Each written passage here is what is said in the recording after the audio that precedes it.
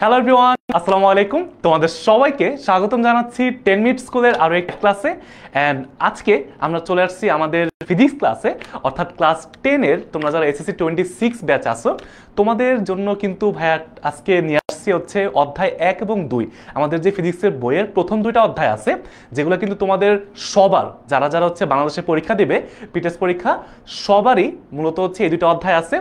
এই দুটো অধ্যায়ের যত টাইপের ইম্পর্টেন্ট এমসিকিউ তোমাদের পরীক্ষায় আসতে পারে এবং যেগুলো তোমাদের একটু সমস্যা হইতে পারে বা তোমরা কোনো জায়গায় ভুল করবা বা প্রশ্ন বুঝতে পারবা না, এই সব টাইপের প্রশ্ন নিয়ে মূলত আজকে ভাইয়া ক্লাসে চলে আসছে তোমাদের সামনে ইনশাআল্লাহ। আমি হচ্ছে তোমাদের রিফাত ভাইয়া, সাব্বির আহমেদ রিফাত, বর্তমানে বুয়েটে মাস্টার্স করতেছি আর ওর থেকে গ্রাজুয়েশন শেষ করছি। এবং তোমরা দেখতে ক্লাসটা করলেই বুঝতে পারবা যে এইখানে সব টাইপের এমসিকিউ আছে।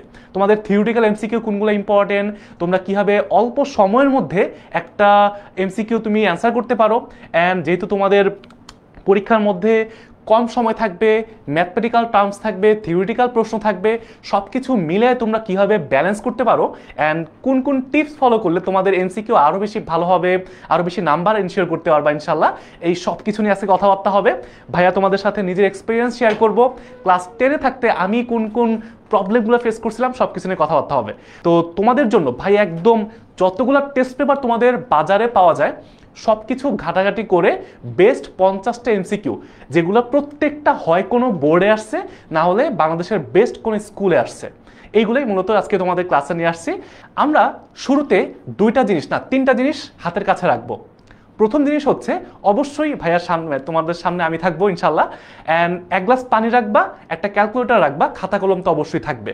এবং তোমরা আজকে যে 50টা এমসিকিউ আমি করাবো এখন নেক্সট 1 ঘন্টা 20 মিনিট বা 1 ঘন্টা 25 মিনিটে, এই 50টা এমসিকিউ কার কয়টা হয়েছে নিজে নিজে পারছো একটু ওই যে করবা, নোট করবা, ঠিক আছে? মনে করো 1 দিয়ে একটা টিক চিহ্ন দিবা যে হ্যাঁ হয়েছে, 1 নাম্বারটা হয়েছে, 2 নাম্বারটা হয় নাই, এরকম করে দিলে লাস্টে দেখবো যে কার কত মার্কস হয়েছে, ঠিক আছে?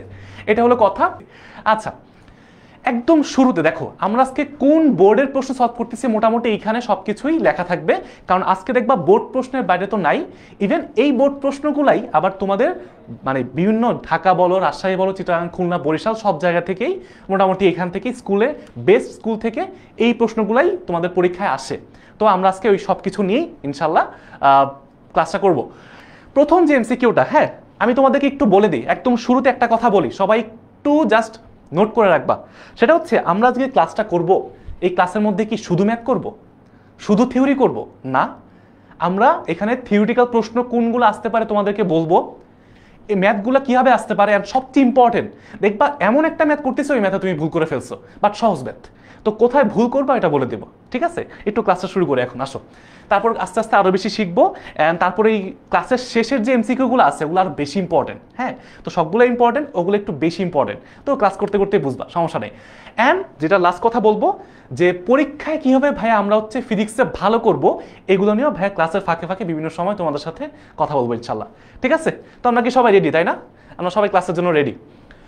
গাণিতিক তত্ত্ব নির্মাণ ও পরীক্ষার মাধ্যমে সেই তত্ত্বের সত্যতা যাচাইয়ের মাধ্যমে বৈজ্ঞানিক ধারণা সূচনা করছে। দেখো একটা সহজ কথা বলি ভাইয়া, তোমাদের যে অধ্যায় প্রথম অধ্যায় আছে ফিজিক্সের, ভৌত রাশি এবং পরিমাপ, এইখানে তোমাদের দেখবা অনেক বিজ্ঞানীর নাম দেয়া আছে, তারা কি কি করছে, কখন কি করছে, অনেক কিছু লেখা আছে। বাট ফ্রিকুয়েন্টলি বোর্ডে কোন প্রশ্নগুলো বেশি আসে ওইগুলো যদি আমরা বুঝতে পারি তাহলে কিন্তু আমরা অল্প পড়ার মাধ্যমেই ক্লিয়ার করে ফেলতে পারবো, তাই না? তো এখন দেখো এই প্রশ্নটা না একটা কমন প্রশ্ন, এটা প্রত্যেকটা বোর্ডে প্রতি বছর বিভিন্ন সময় আসে অথবা স্কুলগুলোতে আসে, তো এটা একটু সবাই মাথায় রাখবা। এই যে দেখছো তোমরা এইখানে একটু খেয়াল করবা যে কোন বিজ্ঞানী কি আবিষ্কার করছে বা কোনটা শুরু করছে, এই টাইপের প্রশ্নগুলা তোমাদের পরীক্ষাতে অনেক বেশি আসে। সালগুলো যদি নাও আসে, সাল থেকে প্রশ্ন খুব একটা আসে না, বাট এইখান থেকে প্রশ্ন আসে। সেটা কি? এটা হচ্ছে গ্যালিলিও, বুঝছো? অ্যান্সার হচ্ছে সি। আচ্ছা, পরের প্রশ্ন দেখি, ক্যালকুলাস কার আবিষ্কার? এইটা দেখি খুবই খুবই খুবই গুরুত্বপূর্ণ একটা প্রশ্ন, এইটা তোমরা একটু স্টার দিয়ে রাখতে পারো, ঠিক আছে? এইটা তোমরা একটু স্টার দিয়ে রাখতে পারো যে ক্যালকুলাস কে আবিষ্কার করছে। তোমাদের বিভিন্ন বোর্ডে এই প্রশ্নটা কিন্তু ভাইয়া অনেক অনেক বেশি আসে, এটা কিন্তু একদমই মিস করা যাবে না। আর্কিমিডিস, আলহাজের, নিউটন, রজার বেকন, হ্যাঁ এখানে প্রত্যেকেই কিছু না কিছু আবিষ্কার করছে। তারপর হচ্ছে আমরা যদি বলি যে ক্যালকুলাস কে আবিষ্কার করছে, খুব সিম্পলি আমরা বলতে পারবো যে এটা হচ্ছে নিউটন আবিষ্কার করছে। ভাই এটা একটু খুবই খুবই কমন একটা প্রশ্ন, তো এটা একটু সবাই নোট করে ফেলবো। এই প্রশ্নগুলো খুবই গুরুত্বপূর্ণ, ঠিক আছে? আমরা সামনে আস্তে আস্তে আরো বেশি ডিপ প্রশ্নের দিকে যাব, যেগুলা আরো বেশি ভুল করবা, বাট পরীক্ষার হলে ভুল করা যাবে না। আজকের ক্লাসে শিখো, পরীক্ষার হলে যেন ভুল না হয় এইটা জাস্ট এনশিওর করো ইনশাল্লাহ, ঠিক আছে? আমরা চাই প্রত্যেকটা স্টুডেন্ট যারা ক্লাস দেখবা সবাই যাতে স্কুলে সর্বোচ্চ ভালো রেজাল্ট করে। That's it. আচ্ছা, পরেরটা, বিদ্যুৎ প্রবাহ দিয়ে চুম্বক তৈরি করেন কোন বিজ্ঞানী? ভাইয়া দুই রকম কথা আছে, দেখো প্যাচ লাগাইলে চলবে না। একটা হচ্ছে চুম্বকের নাড়াচাড়া দিয়ে চুম্বকের মাধ্যমে বিদ্যুৎ উৎপাদন করা যায়, এই যে এটা একজন বিজ্ঞানী আবিষ্কার করছে। আরেকটা হচ্ছে বিদ্যুৎ দিয়ে চুম্বক, কথা বুঝতে পারছো? চুম্বক দিয়ে বিদ্যুৎ তৈরি করা যায়, বিদ্যুৎ প্রবাহ দিয়ে আবার চুম্বক তৈরি করা যায়। তো কোনটা কোন বিজ্ঞানী আবিষ্কার করছে এটা কিন্তু ভাইয়া তোমাদের একটু খেয়াল করতে হবে। ওকে, ঠিক আছে। বিদ্যুৎ প্রবাহ দিয়ে চুম্বক তৈরি করেন কোন বিজ্ঞানী? ভাইয়া খুবই খুবই খুবই একটা ইম্পর্টেন্ট প্রশ্ন। বিদ্যুৎ প্রবাহের মাধ্যমে চুম্বক তৈরি করেন অরস্টেড। এইটা একটু সবাই নোট করো, এই লাইনটা তোমরা একটু মুখস্থ করো, তোমাদের কোনো না কোনো স্কুলে বা কয়েকটা স্কুলে এটা আসবে। আমি লিখে দিলাম, মনে করো, হ্যাঁ এই যে মনে মনে লিখে দিলাম। আচ্ছা, ঠিক আছে। তো এটা অনেকেই ভুল করে ফেলছো, কোনো সমস্যা নেই ভাই, আমরা শিখে ফেলছি। এগুলো একটু ইম্পর্টেন্ট এমসিকিউ। হ্যাঁ, এর মানে কি ভাইয়া, যে আমরা এইখানে যে কোন বিজ্ঞানী কি আবিষ্কার করছে এটা একটু নোট করে সুন্দর করে আমরা পড়বো। তারপরে হচ্ছে আপেক্ষিক তথ্যের প্রতিষ্ঠাতা। ভাইয়া এইটা কিন্তু তোমরা মোটামুটি সবারই পারার কথা। হ্যাঁ, এই টাইপের এগুলো যেগুলো দেখাচ্ছি এখান থেকেই তোমাদের এমসিকিউ দেখবা যে একটা বা দুটা চলে আসছে, এই পর্যন্ত যে 4টা এমসিকিউ করলাম, ঠিক আছে? আপেক্ষিক তত্ত্বের প্রতিষ্ঠাতা কে? এটা হচ্ছে আলবার্ট আইনস্টাইন। হ্যাঁ, এটা একটা খুবই খুবই কমন প্রশ্ন। দেখো এটা 3-4টা বোর্ডে এখানে দেওয়া আছে, এর বাইরে অনেক বোর্ডে অনেক স্কুলে আসছে। হ্যাঁ, সবগুলো তো আর এখানে লিখতে গেলে খালি বোর্ডে লেখা লাগবে। এই প্রশ্নটা তোমাদের বোর্ড পরীক্ষায় আসছে অনেকবার বিগত বছরগুলোতে, এট দ্য সেম টাইম তোমাদের স্কুলগুলোতেও আসছে, ঠিক আছে ভাইয়া? আচ্ছা, তারপরে আমরা একটু পরের প্রশ্নে যাই, সেটা হচ্ছে রেডিয়াম আবিষ্কার করে কে? রেডিয়াম কি ভাইয়া? একটা তেজস্ক্রিয় মৌল। রেডিয়াম একটা তেজস্ক্রিয় মৌল। এই রেডিয়ামটা কে আবিষ্কার করে? এটা তোমাদের একটা ইম্পর্টেন্ট প্রশ্ন। আচ্ছা, আপেক্ষিকতা কি ভাইয়া? আপেক্ষিকতা বলতে আসলে বোঝায় যে কোনো কিছু স্থির না। মানে আমরা মনে করি না যে সময় স্থির, বা সময় হচ্ছে কি বলে, মনে করো আমার জন্য যেই সময় আরেকজনের জন্য সেই সময়। আমার মনে করো 10 সেকেন্ড সময় অন্যজনের সাথে, বা তোমাদের ফারদিন ভাইয়া বা অন্য কোনো একজন তারও 10 সেকেন্ড। বাট এটা আসলে আপেক্ষিকতা বলতে বোঝায় যে আসলে এগুলো সব কিছু ফিক্সড না। এই একজনের 10 সেকেন্ড আরেকজনের 10 বছরের সমান হইতে পারে। এই যে পরিবর্তনটা বা একজনের সাপেক্ষে আরেকজনের যে পার্থক্যটা, এই জিনিসটাকে বলা হয় আপেক্ষিকতা বা তুলনা করা। হ্যাঁ, যে আসলে এখন এই অবস্থায় একরকম, অন্য একটা অবস্থা আরেক রকম, সহজ করে যদি বলি। বাট এগুলো আরো বিস্তারিত আমরা হচ্ছে কলেজে যখন ইনশাআল্লাহ আরো ভালোভাবে শিখবো। অ্যান্সার হচ্ছে পিয়ারে কুরি। এগুলো হচ্ছে ইম্পর্টেন্ট এমসিকিউ, ঠিক আছে ভাইয়া? ওকে। কে দেখছে যে বিশ্ব ব্রহ্মাণ্ড ধীরে ধীরে প্রসারিত হচ্ছে? ভাইয়া এইটা আরেকটা মোস্ট ইম্পর্টেন্ট প্রশ্ন। এটা দেখো বোর্ড, দিনাজপুর বোর্ডে 23 সালে আসছে, দিনাজপুর বোর্ড 2023 সালে আসছে, মেবি 24 সালেও কোনো না কোনো বোর্ডে আসছে, এবং 25 সালেও তোমাদের কোনো না কোনো ভাইয়ার আপুদের কোনো বোর্ডে আসছে এই বছর। তো এই যে বিশ্ব ব্রহ্মাণ্ড বা আমাদের যে মহাবিশ্ব ধীরে ধীরে প্রসারিত হচ্ছে, এইটা প্রথম কে আবিষ্কার করছে? এইটা তোমাদের খুবই খুবই খুবই খুবই ইম্পর্টেন্ট একটা প্রশ্ন। হ্যাঁ, এটা তোমাদের কিন্তু ভুল করা যাবে না। Einstein, Hubble, Galileo, Newton. তো আমরা একটু কমন সেন্স খাটাইলেও বুঝতে পারি। মনে করো এমসিকিউ তোমার কমন পড়ে নেই, বাট তুমি একটু চিন্তা করে দেখতে পারো যে আমরা তো ছোটবেলা থেকে আইনস্টাইনের নাম শুনছি, গ্যালিলিওর নাম শুনছি, নিউটনের নাম শুনছি, কই কখনো তো এই টাইপের কথাবার্তা শুনি নাই।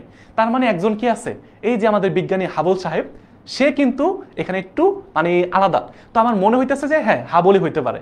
যদি এরকম পরীক্ষার হলে দেখো যে কমন পড়ে নাই, তখন একটু মাথা খাটাইতে হবে যে আসলে কোনটা হইতে পারে, ঠিক আছে? তো হাবল, উনি হচ্ছে বিজ্ঞানী হাবল, এবং তার নামে একটা হাবল টেলিস্কোপও আছে। হ্যাঁ, অনেক বিশাল বড় একটা টেলিস্কোপ আছে, যেটা অনেক বছর ধরে মহাবিশ্বে নাসার তৈরি একটা টেলিস্কোপ, যেটা হচ্ছে মহাবিশ্বে ঘুরতেছে। আচ্ছা, তারপরে হচ্ছে পরের প্রশ্ন, নিচের কোনটি মৌলিক রাশি? ভাইয়া তোমাদের মৌলিক রাশি, যৌগিক রাশি থেকে একটা প্রশ্ন তোমরা পাবা। মৌলিক রাশি, যৌগিক রাশি থেকে তোমরা একটা প্রশ্ন শিওর থেকেও পাবা, যে নিচের কোনটা মৌলিক রাশি, নিচের কোনটা মৌলিক রাশি নয়, নিচের কোনটা যৌগিক রাশি বা লব্ধ রাশি। মৌলিক না, সরি, লব্ধ, যৌগিক না, লব্ধ রাশি। মৌলিক আর হচ্ছে লব্ধ, এই দুইটা বলা হয়, ঠিক আছে? তো আমরা এখানে প্রশ্ন দেখতে পাচ্ছি মৌলিক রাশি কোনটা। ভাইয়া আমরা জানি যে 7টা মৌলিক রাশি আছে, 7টা মৌলিক রাশির নাম আমরা কিন্তু মুখস্থ রাখবো। এই 7টা মৌলিক রাশি যদি মুখস্থ রাখো, এর বাইরে যত রাশি আছে সবগুলো হচ্ছে লব্ধ রাশি। বুঝতে পারছি? ওগুলো নিয়ে কোনো মাথা ব্যথা নাই, কোনো ভয় নাই, ওগুলো আমরা পারবো। তো এখন আমরা জানি যে এখানে তড়িৎ তীব্রতা, ওই যে 7টার মধ্যে তড়িৎ তীব্রতা কি আছে একটু কল্পনা করো তো। আচ্ছা, তারপর হচ্ছে তোমার কি তড়িৎ পরিবাহিতা, তড়িৎ পরিবাহিতা এটা কি ছিল, তড়িৎ আধান কি ছিল, তড়িৎ প্রবাহ কি ছিল, একটু মনে করো। তোমরা প্যাচ লাগাইছো হচ্ছে এই যে দীপন তীব্রতা নামে একটা কথা ছিল, দীপন তীব্রতা। এই দীপন তীব্রতায় তোমরা হচ্ছে এইটার সাথে প্যাচ লাগাই ফেলছো। ভাইয়া দীপন তীব্রতা আর তড়িৎ তীব্রতা এক জিনিস না। দীপন তীব্রতা আর তড়িৎ তীব্রতা এক জিনিস না। মৌলিক রাশি কোনটা? আমরা জানি তড়িৎ প্রবাহ, যেটাকে আই দ্বারা প্রকাশ করা হয় এবং এটার একক হচ্ছে অ্যাম্পিয়ার। তড়িৎ প্রবাহ মনে আছে? কিভাবে কনফিউশন লাগাই দেয় বুঝতে পারছো? অনেকেই হুট করে প্রথম অ্যান্সারটা দেখে আরে এটা তো তীব্রতা তো দেখছিলাম, হ্যাঁ এটাই মনে হয় উত্তর, বাকি অপশন পড়বে না। ভুলটা এখানেই করে ফেলবা। এই ভুল, এই টাইপের ভুল কোনোভাবেই করা যাবে না। তার মানে কি অ্যান্সার হচ্ছে ডি, তড়িৎ তীব্রতা হবে না, তড়িৎ প্রবাহিতা হবে না, তড়িৎ আধান হবে না। এরা সব হচ্ছে কি লব্ধ রাশি বা মৌলিক রাশি না, এরা হচ্ছে কি লব্ধ রাশি। অর্থাৎ এদেরকে আমরা কি করতে পারি, ভাঙলে অনেকগুলো রাশি পাই। হ্যাঁ, আর মৌলিক রাশি ভাঙলে শুধু মৌলিক রাশি পাওয়া যায়, অন্য কোনো রাশি পাওয়া যায় না। তারপরে কি এখন আরেকবার এই যে মাত্র কিন্তু বলছি ভাই এটাতে আর সময় দিব না, এটাতে আর সময় দিব না। কেন জানো? কারণ তোমরা মাত্রই শিখে ফেলছো, শুনে ফেলছো। সেটা কি যে বলছি যে দীপন তীব্রতা একটা মৌলিক রাশি। তার মানে কি এই যে নিচের কোনটি মৌলিক রাশি? দীপন তীব্রতা। এখন তাহলে আমরা একটু শর্টকাটে মনে রাখতে পারি, তাহলে কি তাপ, বেগ, তড়িৎ বিভব এগুলা কি, এগুলো কি বলো? তাপ, বেগ, তড়িৎ বিভব সবগুলো হচ্ছে তোমার হচ্ছে লব্ধ রাশি, লব্ধ রাশি। শুধুমাত্র দীপন তীব্রতা, যার একক হচ্ছে ক্যান্ডেলা, ঠিক আছে, সিডি দ্বারা প্রকাশ করা হয় একক, এই দীপন তীব্রতাই হচ্ছে আমার মৌলিক রাশি। বুঝতে পারছি? এই 50টা এমসিকিউ যদি ক্লাসের আগে, পরীক্ষার আগে একবার রিভাইজ করে দিয়ে যাও, একদম দেখবা যে কমপ্লিট হয়ে গেছে ইনশাল্লাহ। আচ্ছা, তো আমরা এখন একটু পরেরটা যাই, নিচের কোনটি মৌলিক রাশি? আবার একটা প্রশ্ন আসছে, এই যে ঘুরায় পেঁচায় আসতেছে বারবার। আমাদের কি জানি ভাইয়া, ভর, সময়, তারপর হচ্ছে তোমার দৈর্ঘ্য, এগুলো কি সব হচ্ছে মৌলিক রাশি, তাই না?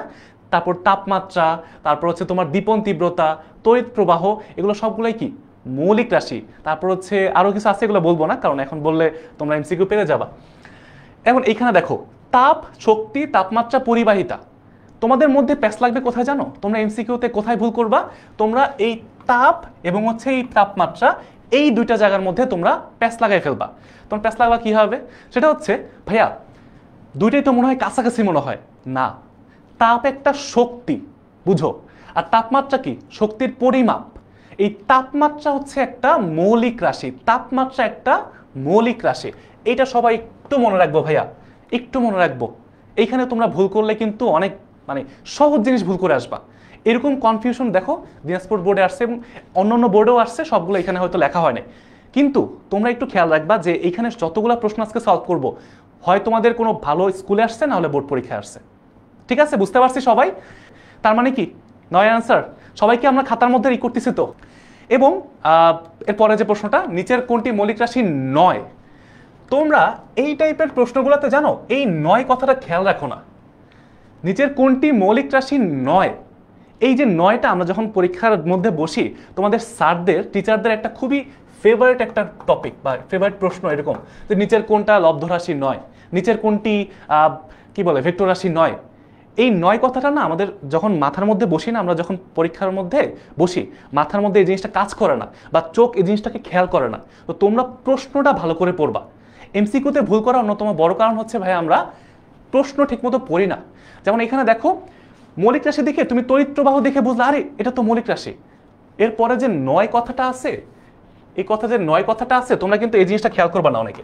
তোমরা কিন্তু অনেকেই এই যে নয় কথাটা খেয়াল করো না। তড়িৎ প্রবাহ কি মাত্রই পড়ছি একটা মৌলিক রাশি, দীপন তীব্রতা মৌলিক রাশি, তাপমাত্রা মৌলিক রাশি, দীপন ক্ষমতা কি মৌলিক রাশি? আমরা কি এটা কি পড়ছি? আমরা কি এটা পড়ছি বলো? দীপন ক্ষমতা কিন্তু আমরা পড়ি নাই। তার মানে মনে হইতেছে যে এটা হবে, তাই না? তোমরা কি বলো? এটাই তো হওয়ার কথা, তাই না? তো আমরা এখন বলতে পারি যে এটা আনসার হচ্ছে দীপন ক্ষমতা। এটা কোনো মৌলিক রাশি না, এটা একটা লব্ধ রাশি। Got it? সবাই বুঝতে পারছি? আচ্ছা, নিচের কোনটি মৌলিক একক? এবার দেখো টপিকগুলা বুঝো, আমি কি পড়াইলাম এতক্ষণ? মৌলিক রাশি কোনগুলা, বিজ্ঞানীর মানে কোনটাকে আবিষ্কার করছে, তারপর হচ্ছে কোনটা কোন একক, কোনটা মৌলিক একক, এগুলো তোমাদের পরীক্ষার টপিক। এগুলো একটু খাতার মধ্যে খেয়াল করো। যারা একটু স্মার্ট ওরা কিন্তু টপিকগুলো খেয়াল করে যে ভাইয়া কোন টপিকগুলোকে বেশি জোর দিচ্ছে, ওইটা পরীক্ষায় বেশি আসে। ঠিক আছে ভাইয়া? তো আমরা একটু দেখি। এন মানে কি? নিউটন। যে মানে হচ্ছে জুল। পিএ মানে কি? প্যাসকেল। চাপের একক প্যাসকেল, শক্তির একক জুল বা কাজের একক জুল। তারপর হচ্ছে বলের একক হচ্ছে নিউটন। আর কে মানে কি? কেলভিন। কেলভিন মানে কি ভাইয়া? তাপমাত্রার একক হচ্ছে কেলভিন। তাপমাত্রার একক হচ্ছে কেলভিন। এইটা আমরা সবাই মোটামুটি জানি। আর আমরা কি জানি? তাপমাত্রা একটা মৌলিক রাশি, তার যে একক হবে সেটাও কি? মৌলিক একক। তার মানে যদি মৌলিক রাশি না দিয়ে মৌলিক একক জিজ্ঞেস করে আমরা কি ভুল করব বলো? আমরা না ফাটাই দিব ইনশাল্লাহ, তাই না? কিসের আবার ভয়, কিসের আবার ভুল? যা আসবে সব পারবো ইনশাল্লাহ। আচ্ছা, এটা হচ্ছে অ্যান্সার ডি। আচ্ছা, আমরা কিন্তু সামনে আস্তে আস্তে আমাদের ইম্পর্টেন্ট প্রশ্নগুলো এখন একটু পরে শুরু হবে। তারপর আসো পরেরটা, মৌলিক একক। ভাইয়া আমাদের তার মানে কি বুঝলাম? যে আমাদের একক থেকে প্রশ্ন আসে। যেহেতু বোর্ড প্রশ্নে ফ্রিকুয়েন্টলি বারবার আসতেছে, তার মানে কি এই মৌলিক একক থেকে আমাদের প্রশ্ন অনেক বেশি আসে। ঠিক আছে, এইটা একটু আমরা খেয়াল রাখবো। এই মৌলিক একক থেকে অনেক বেশি প্রশ্ন আসে।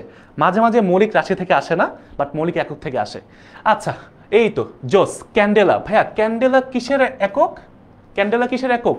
ক্যান্ডেলা হচ্ছে তোমার দীপন তীব্রতার একক। দীপন তীব্রতা।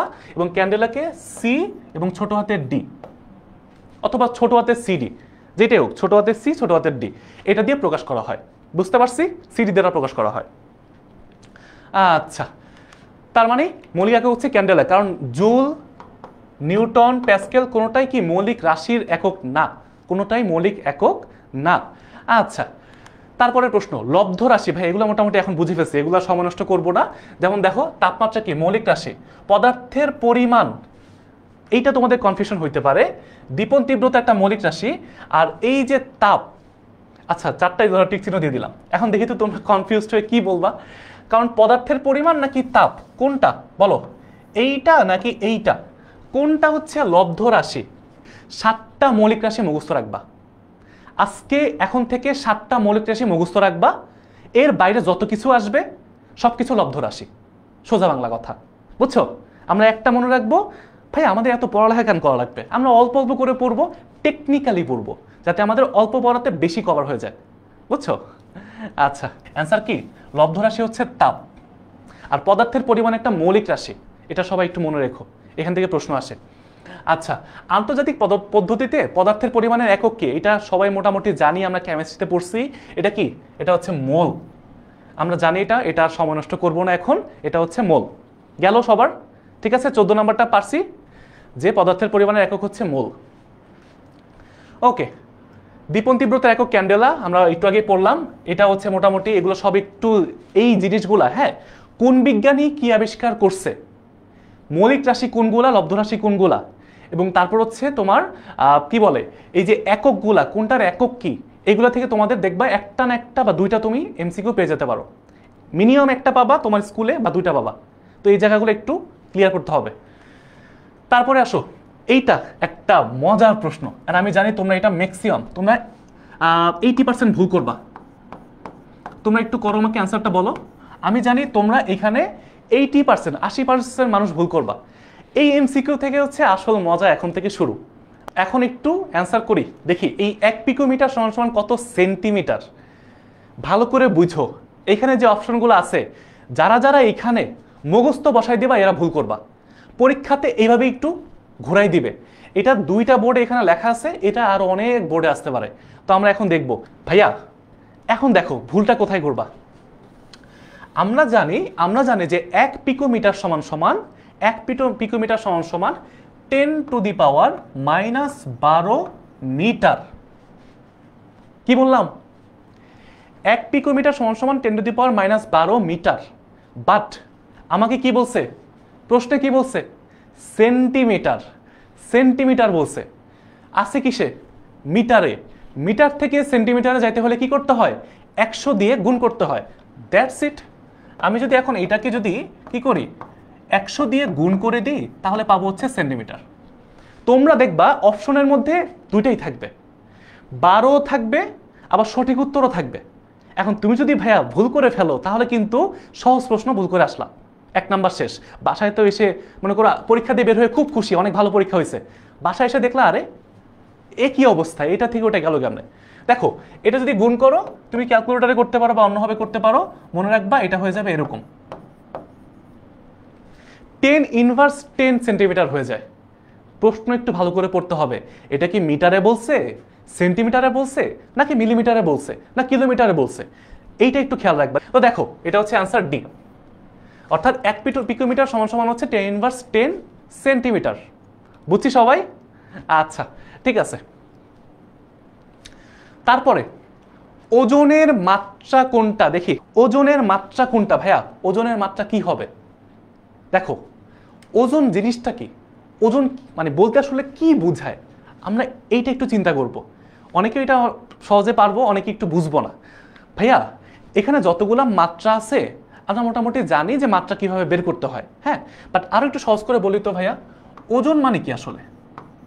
ওজন মানে হচ্ছে ওজন একটা বল, ওজন বল, বা এটা একটা কি, এটা হচ্ছে অভিকর্ষ বল যেটা আমরা বলি ওজন, তাই না? পৃথিবী যে বলে টানতেছে। এখন কথা হচ্ছে এই ওজন বল আমরা জানি বলের একক কি ভাইয়া, বলের একক হচ্ছে নিউটন। বলের মাত্রা কি? বলের মাত্রা হচ্ছে খুব সিম্পলি আমরা জানি, মুখস্থ রাখবো mL/T⁻²।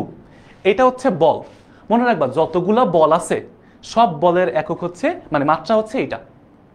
বুঝছি?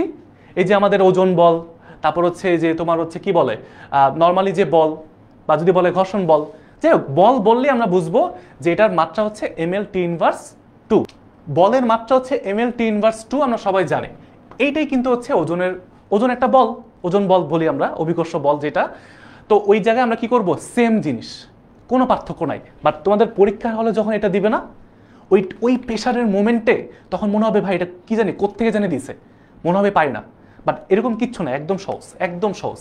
যে আমরা চিন্তা করব যে আসলে টেকনিক্যালি কীভাবে আসতেছে, কঠিনভাবে চিন্তা করব না। আমরা যেই কোনো কিছু সবসময় সহজ করার চেষ্টা করব, বুঝতে পারছি? সহজভাবে মনে করার চেষ্টা করব। কোন দুটি রাশির মাত্রা অভিন্ন? এই যে এখন দেখো এই দুই জায়গাটার মধ্যে ভাইয়া মাত্রা কখন অভিন্ন হবে? যখন দুইটা রাশি একই রকম। একই রকম মানে কি? এই বলছে মনে করো বল বলছে, ওজন বলছে, বল আর ওজনের মাত্রা কি? সেম। দেখো তো চাপ আর পীড়ন কি একই জিনিস? যখন দুইটা একই জিনিস হবে, একই রকম কাছাকাছি জিনিস হবে আর কি, একদম ফুললি তো সেম না, হ্যাঁ, একটু তো কথা ভাষাগতভাবে পার্থক্য আছে, কনসেপচুয়াল পার্থক্য আছে।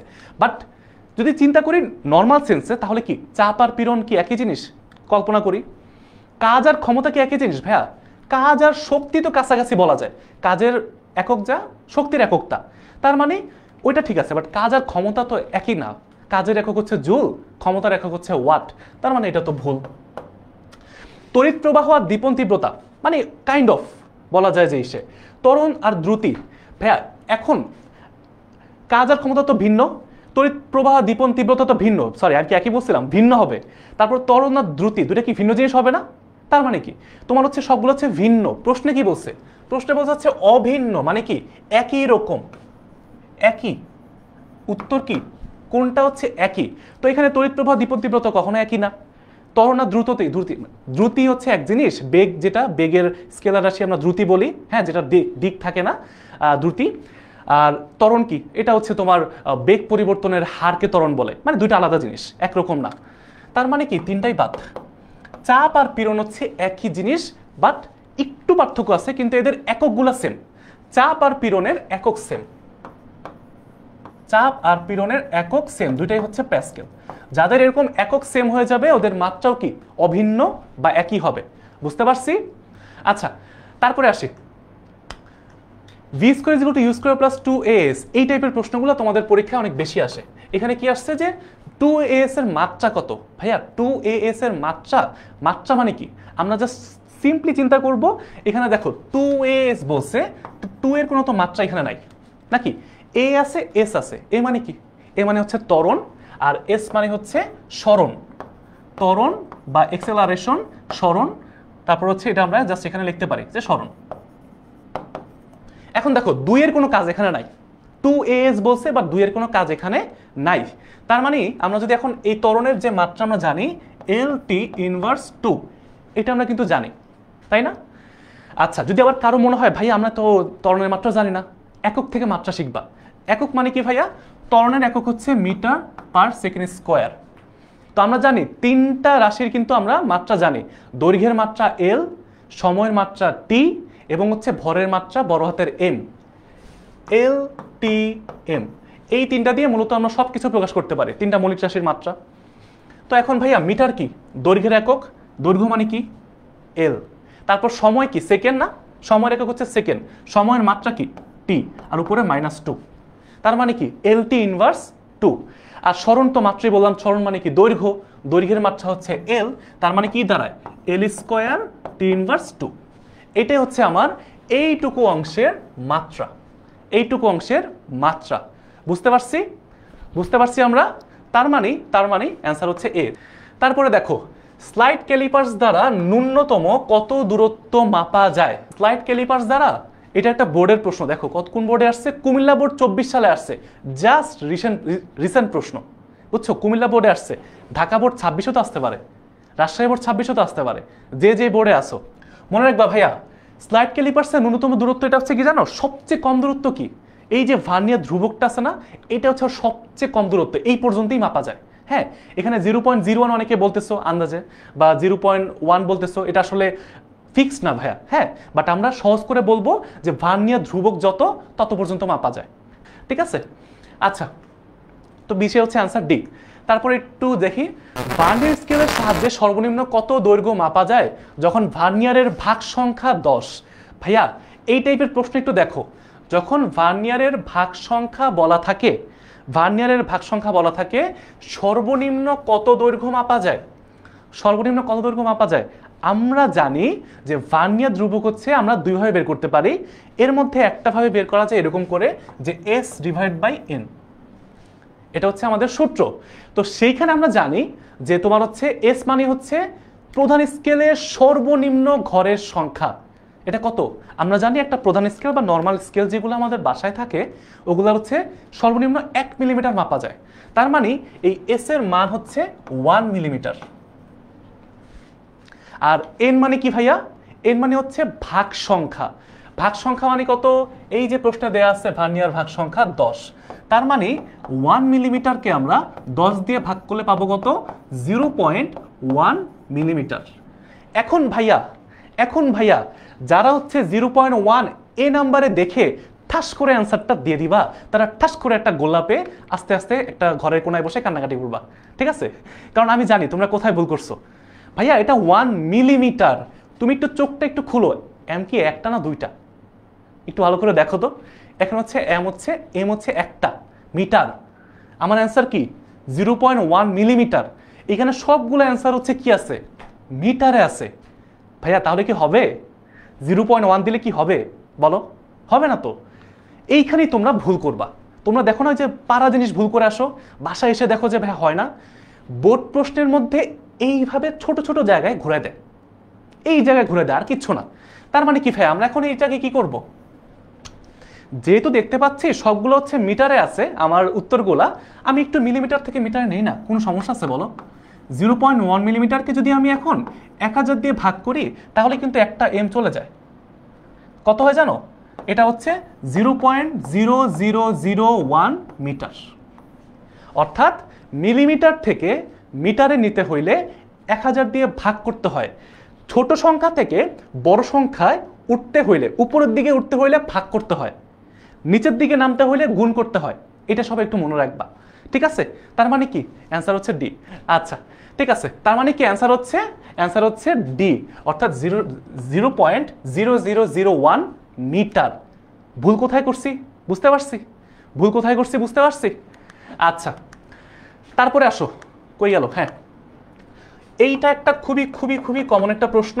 রৈখিক স্কেলের পাঠ 4 মিলিমিটার দেয়া আছে এবং বলা আছে বৃত্তাকার স্কেলের ভাগ সংখ্যা হচ্ছে 50। তাহলে আমাকে বলছে তারের ব্যাস কত? ভাইয়া ব্যাস কত? আমরা এটা দেখতেছি যে বৃত্তাকার স্কেলের ভাগ সংখ্যা দেয়া আছে। বৃত্তাকার স্কেলের ভাগ সংখ্যা কখন দেয়া থাকে? বৃত্তাকার স্কেলের ভাগ সংখ্যা দেওয়া থাকে স্ক্রু গজের ক্ষেত্রে। স্ক্রু গজের ক্ষেত্রে আমরা কি জানি ভাইয়া? আমরা জানি যে রৈখিক স্কেলের পাঠ যোগ আমরা যে কি বলছে, ব্যাস বের করতে বলছে না? তো ব্যাসটা বের করতেছি। সেটা কি ভাইয়া? রৈখিক স্কেলের পাঠ যেটা 4 মিলিমিটার দেয়া আছে যোগ কি করব, বৃত্তাকার স্কেলের ভাগ সংখ্যা গুণ করব কি, লঘিষ্ঠ গণন। মনে আছে সূত্রটা? এই যে এল ইন্টু এলসি, সবার কি এটা মনে আছে? এল ইন্টু এলসি মনে আছে? এল মানে কি বৃত্তাকার স্কেলের ভাগ সংখ্যা, আর এলসি মানে কি লঘিষ্ঠ গণন। মনে আছে? তো আমরা কি জানি ভাইয়া? আমরা খুব সিম্পলি এখান থেকে করতে পারি যে তোমার হচ্ছে মানগুলো বসাই দিয়ে ডিরেক্টলি 4 প্লাস বৃত্তাকার স্কেলের ভাগ সংখ্যা 50 গুণ হচ্ছে কত, আচ্ছা এখানে কিন্তু দেয়া নাই, বাট আমরা জানি লঘিষ্ঠ গণনটা স্ক্রু গজের ক্ষেত্রে ম্যাক্সিমাম মোস্ট অফ দ্য কেসেসে 0.01 মিলিমিটার হয়। এটা যদি পরীক্ষার মধ্যে প্রশ্নে দেখবা মাঝে মাঝে দেয়া নাই, তখন খুব সিম্পলি তোমরা এগুলো একটু মাথায় রাখবা। ঠিক আছে, সবাই একটু মাথায় রাখবা যে 0.01 মিলিমিটার হচ্ছে বৃত্তাকার স্কেলের তোমার হচ্ছে স্ক্রু গজের লঘিষ্ঠ গণন, লিস্ট কাউন্টের মান। এটা যদি প্রশ্ন না দেওয়া থাকে নিজে নিজে বসাই দিবা। তার মানে কি এখানে বসাই দিই। এখন একটু ক্যালকুলেশন করি। 50কে যদি আমি 0.1 দিয়ে গুণ করতাম তাহলে হয়তো হচ্ছে 5, আরেকটা 0 আছে তার মানে হচ্ছে 0.5, 4 প্লাস 0.5 এবং এই পুরোটা কিসে আছে? মিলিমিটার। তার মানে কি পাশে কি লিখবো? মিলিমিটার। অ্যান্সার হচ্ছে 4.5 মিলিমিটার। অ্যান্সার কি ভাইয়া? 4.5 মিলিমিটার। এই প্রশ্নটা দেখো, একটি দণ্ডকে স্লাইড ক্যালিপার্সের সাহায্যে পরিমাপ করতে গিয়ে তার প্রধান স্কেলের পার্ট, দেখো একটু ভালো করে একটু খেয়াল করো, একটা প্রশ্নের মধ্যে কি কি দেয়া আছে। এখানে বলা আছে প্রধান স্কেলের পার্ট 6 সেন্টিমিটার। আচ্ছা বুঝলাম। ভার্নিয়ার সমপাতন দেয়া আছে 7। ভার্নিয়ার সমপাতনকে আমরা কি দ্বারা প্রকাশ করি? আমরা ভি দ্বারা প্রকাশ করি। বুঝলাম। ভার্নিয়ার সমপাতন জিনিসটা কি ভাইয়া? ওই যে তোমার হচ্ছে ভার্নিয়ার স্কেল বা স্লাইড ক্যালিপার্সের মধ্যে ভার্নিয়ার স্কেল প্রধান স্কেলের যে যেইখানে দাগটা মিলে, যেইখানে এর একসাথে মিলে যায় দুইটা দাগ। আচ্ছা, ভার্নিয়ার ধ্রুবক মানে কি ভাইয়া? ভার্নিয়ার ধ্রুবক মানে হচ্ছে ভিসি। একদম সহজ কথা। তো এখন ভাইয়া আমরা কি বলছে? দণ্ডটির দৈর্ঘ্য নির্ণয় করতে বলছে। ভাইয়া দৈর্ঘ্য তো আমরা সবাই জানি, তাই না? এল সমান M plus V into VC. সূত্র এটা হচ্ছে আমাদের কি স্লাইড ক্যালিপার্সের সূত্র, দৈর্ঘ্য নির্ণয় করার জন্য সূত্র। একদম জাস্ট মুখস্থ করে ফেলবো। তারপর কি এখানে জাস্ট কি করব আমরা? এই যে প্রধান স্কেলের পার্ট, এইখানে দেখো আমি যদি এখন তোমাদেরকে করে দিই ভাইয়া প্রধান স্কেলের পার্ট 6 সেন্টিমিটার, তারপর হচ্ছে তোমার কি বলে ভার্নিয়ার সমপাতন হচ্ছে 7 এবং হচ্ছে ভার্নিয়ার ধ্রুবক হচ্ছে 0.1 মিলিমিটার। তারপর দেখি 6 প্লাস 0.7 এবং হচ্ছে 6.7। তোমরা আমাকে এখন বলবা যে এই যে 6.7 তারপর হচ্ছে কি হবে? মনে করো মিলিমিটার দিলাম, হ্যাঁ আমি দিলাম এটা। মনে করো আমি পরীক্ষার হলে তোমাদের সাথে পরীক্ষা দিতে বসছি, তোমাদের আমি এক বন্ধু। এখন আমি পরীক্ষার হলে বসে আমি হচ্ছে এইভাবে আমি একটা করে তোমাকে বলতেছি এই অ্যান্সার হচ্ছে বি, সবাই বি দাগা। তো তোমরা কারা কারা আমার সাথে একমত হবা বলো তো দেখি? তোমাদের পরীক্ষার হলে এরকম কিন্তু অনেক বন্ধু থাকে, জানে না শোনে না কিছু করে না, আন্দাজে তোমাদেরকে বলতে আসে ভাই এটা দাগা, এটা আমি শিওর। এন্ড তারপর কি হয় জানো? সুন্দর করে একটা ক্রস চলে আসে। এই তো একমত না কেন ভাইয়া? কারণ আমরা ভুলটা কি করছি। এখন তোমার কি আবার অনেকের যে ওই বন্ধুটার কথা মনে পড়তেছে যে পরীক্ষার হলে শিওর হয়ে একদম দিয়ে আসে, আমি এটা শিওর ভাই তুই দাগা, তোর এটা হবেই। আমি এই সকালবেলা ভাত খেতে পড়ে আসছি, জুতা পড়তে পড়ে আসছি, এরকম করে তারপরে এরকম করে তোমাকে অ্যান্সার দিয়ে দিবে। তুমি তো বলবা আরে 6.7 তো আছে, দেই দাগায় না। একটু ঠান্ডা মাথায় এখন প্রশ্নের দিকে তাকাও। ভাইয়া সূত্র তো বুঝলাম যে এল সমান M plus V into VC, but কথা হচ্ছে একটু তাকাও তো, এইখানে আছে 6 সেন্টিমিটার আর এইখানে আছে কি ভাইয়া 0.1 মিলিমিটার। ভাইয়া সেন্টিমিটার মিলিমিটার কি যোগ হয়? ভাত আর ডাল কি একরকম হয়? হয় না, আমাদেরকে অবশ্যই চেঞ্জ করে নিতে হবে। এখন আমরা জাস্ট কি করব জানো? যেহেতু আমরা হচ্ছে বড়টা কি প্রধান স্কেলের পার্টটা হচ্ছে সেন্টিমিটার এবং দেখতে পাচ্ছি এখানে সব 6 দিয়েই আছে। তো আমরা একটু খেয়াল রাখবো যে আসলে কিভাবে করব, আমরা কি মিলিমিটারে নিব নাকি সেন্টিমিটারে নিব। অপশন দেখে বুঝতেছি যে এইখানে সব 6ই থাকতে হবে, তার মানে আমি 6 সেন্টিমিটারকে 10 দিয়ে গুণ করে 60 মিলিমিটার নিলে হবে না, বুঝছি। তার মানে আমাকে কি করতে হবে, এইটাকে এই 0.1 মিলিমিটারকে আমাকে একটু উপরে উঠাইতে হবে, যাতে উঠাইতে হবে সেন্টিমিটার নিতে হবে। মিলিমিটার থেকে সেন্টিমিটার নিতে হইলে আমরা জানি 0.1কে আমরা 10 দিয়ে ভাগ করব, তাহলে কি হবে জানো, মিলিমিটার থেকে সেন্টিমিটারে যাবে, মিলিমিটার থেকে সেন্টিমিটারে যাবে। তার মানে কি ভাইয়া, কত হবে 0.01 সেন্টিমিটার। এখন তুমি পারবা, এখন তুমি পারবা, দেখো। বাট এইখানে আমরা সবাই একটু খেয়াল রাখি, সেটা হচ্ছে এই মানগুলো যেন বসানোর সময় ভুল না করি। সেটা কত, এই যে 6 যোগ হচ্ছে ভি হচ্ছে 7 গুণ হচ্ছে কত 0.01 সেন্টিমিটার। যখন ক্যালকুলেশন করব একটু জাস্ট খেয়াল করে করব, ঠিক আছে, এগুলো যাতে ভুল টুল না হয়।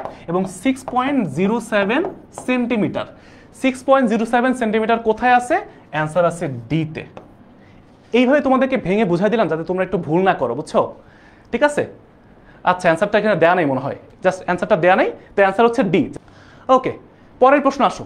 ভার্নিয়ার স্কেলের 50 ঘর, এই যে এইটা একটা কমন প্রশ্ন, তোমাদের গ নাম্বারেও আসে, তোমাদের সৃজনশীলের গ নাম্বার এই প্রশ্নটা আসে, হ্যাঁ মাঝে মাঝে আসে, বের করতে বলে, আবার হচ্ছে এই ক নাম্বারের জন্য আসে, ঠিক আছে। আচ্ছা ওকে, ভার্নিয়ার স্কেলের 50 ঘরের সমান প্রধান স্কেলের 49 ঘর। এই লাইনটা আমরা মোটামুটি সবাই মানে করি, জানি যে পরীক্ষায় আসে। প্রধান স্কেলের ক্ষুদ্রতম ঘর হচ্ছে 1 মিলিমিটার, ভার্নিয়ার ধ্রুবক কত, অর্থাৎ ভিসি সমান সমান কত। ভাইয়া ভিসি দুইভাবে বের করা যায়, ভিসি বা ভার্নিয়ার কনস্ট্যান্ট বা ভার্নিয়ার ধ্রুবক দুইভাবে বের করা যায়, ঠিক আছে। একভাবে হচ্ছে আমরা জানি ওই যে সূত্র S/n, যদি দেখা যায় তোমার হচ্ছে ভাগ সংখ্যা দেয়া আছে, পরীক্ষার সময় যদি দেখো ভাগ সংখ্যা n এর মানটা দেয়া আছে তখন করবা এইভাবে। বাট এইখানে আমরা দেখো যখন দেখবা যে ভার্নিয়ার স্কেলের 50 ঘর প্রধান স্কেলের 49 ঘরের সমান, এই টাইপের ক্ষেত্রে আমরা কি করব, একদম সহজ জিনিস আমরা জানি। আরেকটা সংজ্ঞা বা আরেকটা সূত্র আছে, ভার্নিয়ার কনস্ট্যান্ট বা ভার্নিয়ার ধ্রুবক সমান সমান কি হয় জানো, প্রধান স্কেলের ক্ষুদ্রতম এক ঘরের মানের সাথে ভার্নিয়ার স্কেলের ক্ষুদ্রতম এক ঘরের মানের পার্থক্য। অনেক কিছু বলে ফেলছি, তোমরা মাথার উপর দিয়ে চলে গেছে, দরকার নাই। তোমরা খুব সিম্পলি দেখবা যে প্রধান স্কেলের ক্ষুদ্রতম এক ঘর কত, 1 মিলিমিটার। এই 1 মিলিমিটার এইটা করলাম, এইখান থেকে বিয়োগ করব, কাকে বিয়োগ করব, এই যে এখানে কাহিনী আছে দেখো, প্রধান স্কেলের যে ঘরটা 49 এটা হচ্ছে উপরে দিব, আর ভার্নিয়ার স্কেলের যে ঘরটা সেটা দিব নিচে। খুব সিম্পলি আমরা জাস্ট কি করব, প্রধান স্কেলের ঘরটা উপরে দিব আর ভার্নিয়ার স্কেলের ঘরটা নিচে দিব, ঠিক আছে। তাহলে এখন আমরা জাস্ট কি করতে পারি, এখানে ক্যালকুলেশন করি যে 50 থেকে 49 বাদ দিলে 1/50। আচ্ছা, তার মানে অ্যান্সারটা কত আসে, মেবি 0.2 এর মতো আসার কথা, বা কত, ক্যালকুলেশনটা তোমরা একটু করে দেখো তো যে 1কে 50 দিয়ে ভাগ করলে কত আসে। আমি একটু ক্যালকুলেশনটা করে দেখি, ভুলে গেছি বুঝছো। 1কে যদি 50 দিয়ে ভাগ করি তাহলে কত আসে, 1/50, 0.02 একক কি হবে ভাইয়া, তোমরা কিন্তু এককে ভুল করে ফেলবা, এককটা ভুল করে ফেলবা। সেটা হচ্ছে তোমরা দেখো এখানে হচ্ছে কি আছে, মিলিমিটার হিসাব করতেছি সবকিছু, তার মানে এটা মিলিমিটার হবে। এখন কথা হচ্ছে ভাইয়া আমার অপশন কি, অপশনের মধ্যে সব দেয়া আছে সেন্টিমিটার, কি করব এখন ভাই, মিলিমিটার তো আমার তো 0.02 তো দেয়া আছে, বি তো হবে না। কেন হবে না, কারণ এখানে কি আছে সেন্টিমিটার, এইখানে কি আসছে মিলিমিটার। কি করতে হবে, আমরা জানি তোমার হচ্ছে এই 0.02 কে আমরা যদি এখন 10 দিয়ে ভাগ করি তার মানে কি আসবে 0.002 সেন্টিমিটার। দেখছো কি সূক্ষ্ম ভুল হয়, এই তো ভেরি গুড, 1 - S/n। এটা তোমাদের এত করা দরকার নেই, তোমরা খুব সিম্পলি এইভাবে মনে রাখো যে তোমার হচ্ছে প্রধান স্কেলটা উপরে ভার্নিয়ারটা নিচে, শেষ। দেখো অ্যান্সার কি আসছে 0.002, তার মানে কি সি হচ্ছে আমার অ্যান্সার, বুঝছো। তোমরা কোথায় ভুল করো বুঝতে পারছো, এই ভুলগুলো কিন্তু একদমই আর করা যাবে না ইনশাল্লাহ, ঠিক আছে। আচ্ছা এই অধ্যায়ের লাস্ট প্রশ্ন, হ্যাঁ আমাদের এই অধ্যায় 1 থেকে আমরা মোটামুটি 25টা এমসিকিউ দেখলাম এবং এটা হচ্ছে আমাদের লাস্ট প্রশ্ন। সেটা কি? একদমই সহজ প্রশ্ন। এইখানে দেওয়ার পরে আমরা হচ্ছে মোটামুটি অধ্যায় 2 চলে যাব, ঠিক আছে? দেখো, অধ্যায় 1-এর মধ্যে টাইপগুলো বুঝো। মৌলিক রাশি থেকে, মৌলিক একক থেকে প্রশ্ন আসতে পারে, কোন বিজ্ঞানী কি আবিষ্কার করছে থেকে প্রশ্ন আসতে পারে, এবং হচ্ছে তোমার এই যে ভানের স্কেল থেকে, স্ক্রু গজ থেকে প্রশ্ন আসতে পারে। কি টাইপের প্রশ্ন আসে সব দেখাই দিলাম। এগুলো ভাই ভুল করা যাবে না। একক ট্রান্সফার করা, এখান থেকে প্রশ্ন আসতে পারে, কোনোভাবেই ভুল করা যাবে না, ঠিক আছে? এখানে দেখো প্রশ্নে বলছে যে আপেক্ষিক ত্রুটি কত। ভাই আপেক্ষিক ত্রুটির জন্য সূত্র কি জানো? একদম সহজ, একদম সহজ। সেটা হচ্ছে চূড়ান্ত ত্রুটি, চূড়ান্ত ত্রুটি, চূড়ান্ত ত্রুটি ডিভাইড বাই হচ্ছে পরিমাপকৃত মান, যেই মানটা পরিমাপ করছি, পরিমাপকৃত মান। হ্যাঁ, এটা হচ্ছে আপেক্ষিক ত্রুটির সূত্র। এখন চূড়ান্ত ত্রুটি কোনটা ভাইয়া? এই যে দেখো, এই ফরম্যাটে যখন থাকে, এই ফরম্যাটে যখন থাকে তখন আমরা মনে রাখবো প্রথম যে মানটা থাকবে সেটা হচ্ছে পরিমাপকৃত মান। প্রথম মানে কি 12 হচ্ছে নিচে থাকবে, অর্থাৎ প্রথমটা হচ্ছে পরিমাপকৃত মান নিচে, এই যে পরিমাপকৃত মান নিচে, আর উপরে কি ভাইয়া? চূড়ান্ত ত্রুটি। চূড়ান্ত ত্রুটি মানে কি? এই যে যেটা প্লাস মাইনাসের পরে থাকবে এটাকে বলা হয় এরর, ঠিক আছে? 0.05 তোমরা যদি এটা ক্যালকুলেশন করো অ্যান্সার পেয়ে যাবা। এটাই হচ্ছে আমার আপেক্ষিক ত্রুটি। যদি প্রশ্নে আসে শতকরা ত্রুটি নির্ণয় করো, যদি প্রশ্নে আসে শতকরা ত্রুটি নির্ণয় করো, তখন কি করতে হবে?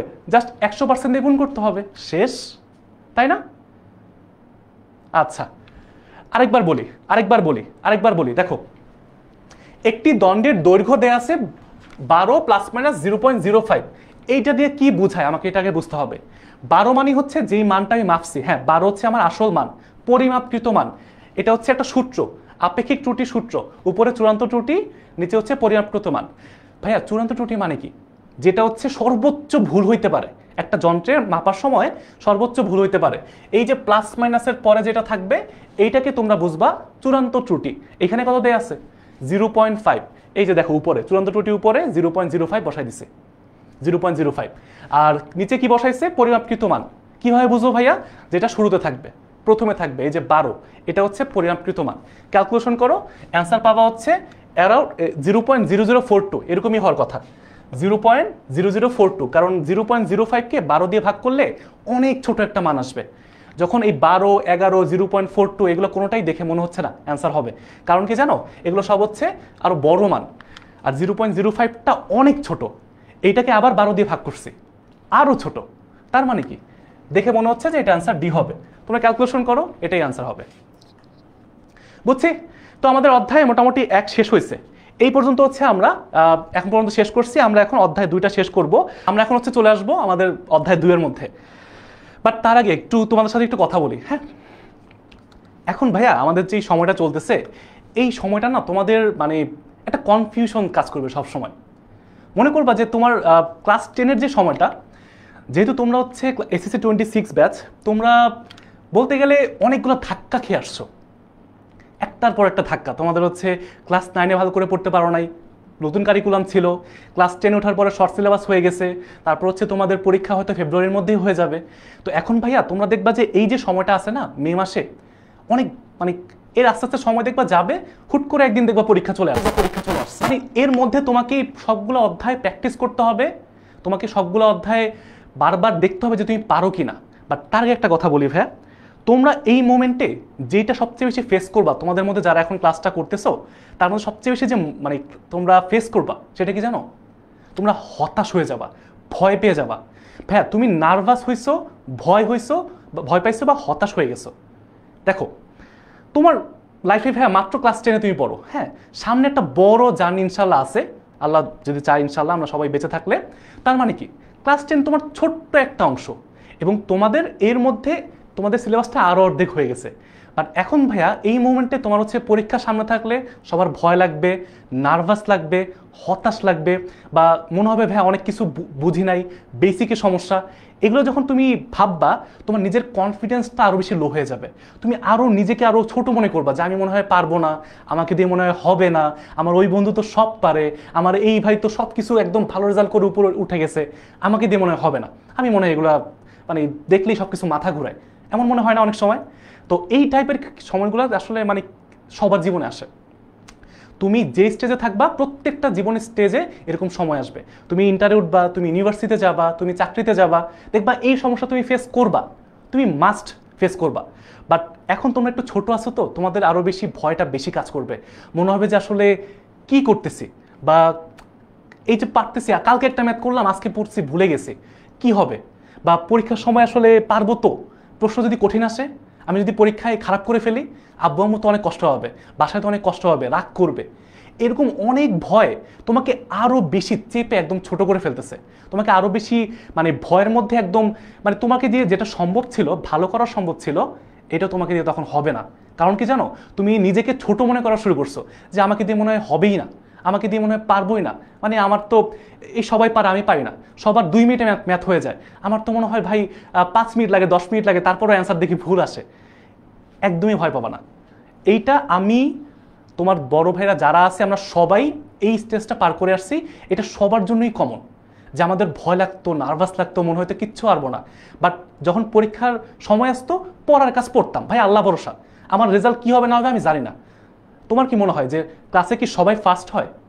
বাট কি সবাই কি মানে তোমার হচ্ছে একদম মানে কি বলে ফাটায় পড়াশোনা করে? না। বাট এর মধ্যে কেউ না কেউ ফার্স্ট হয়, কেউ লাস্ট হয়।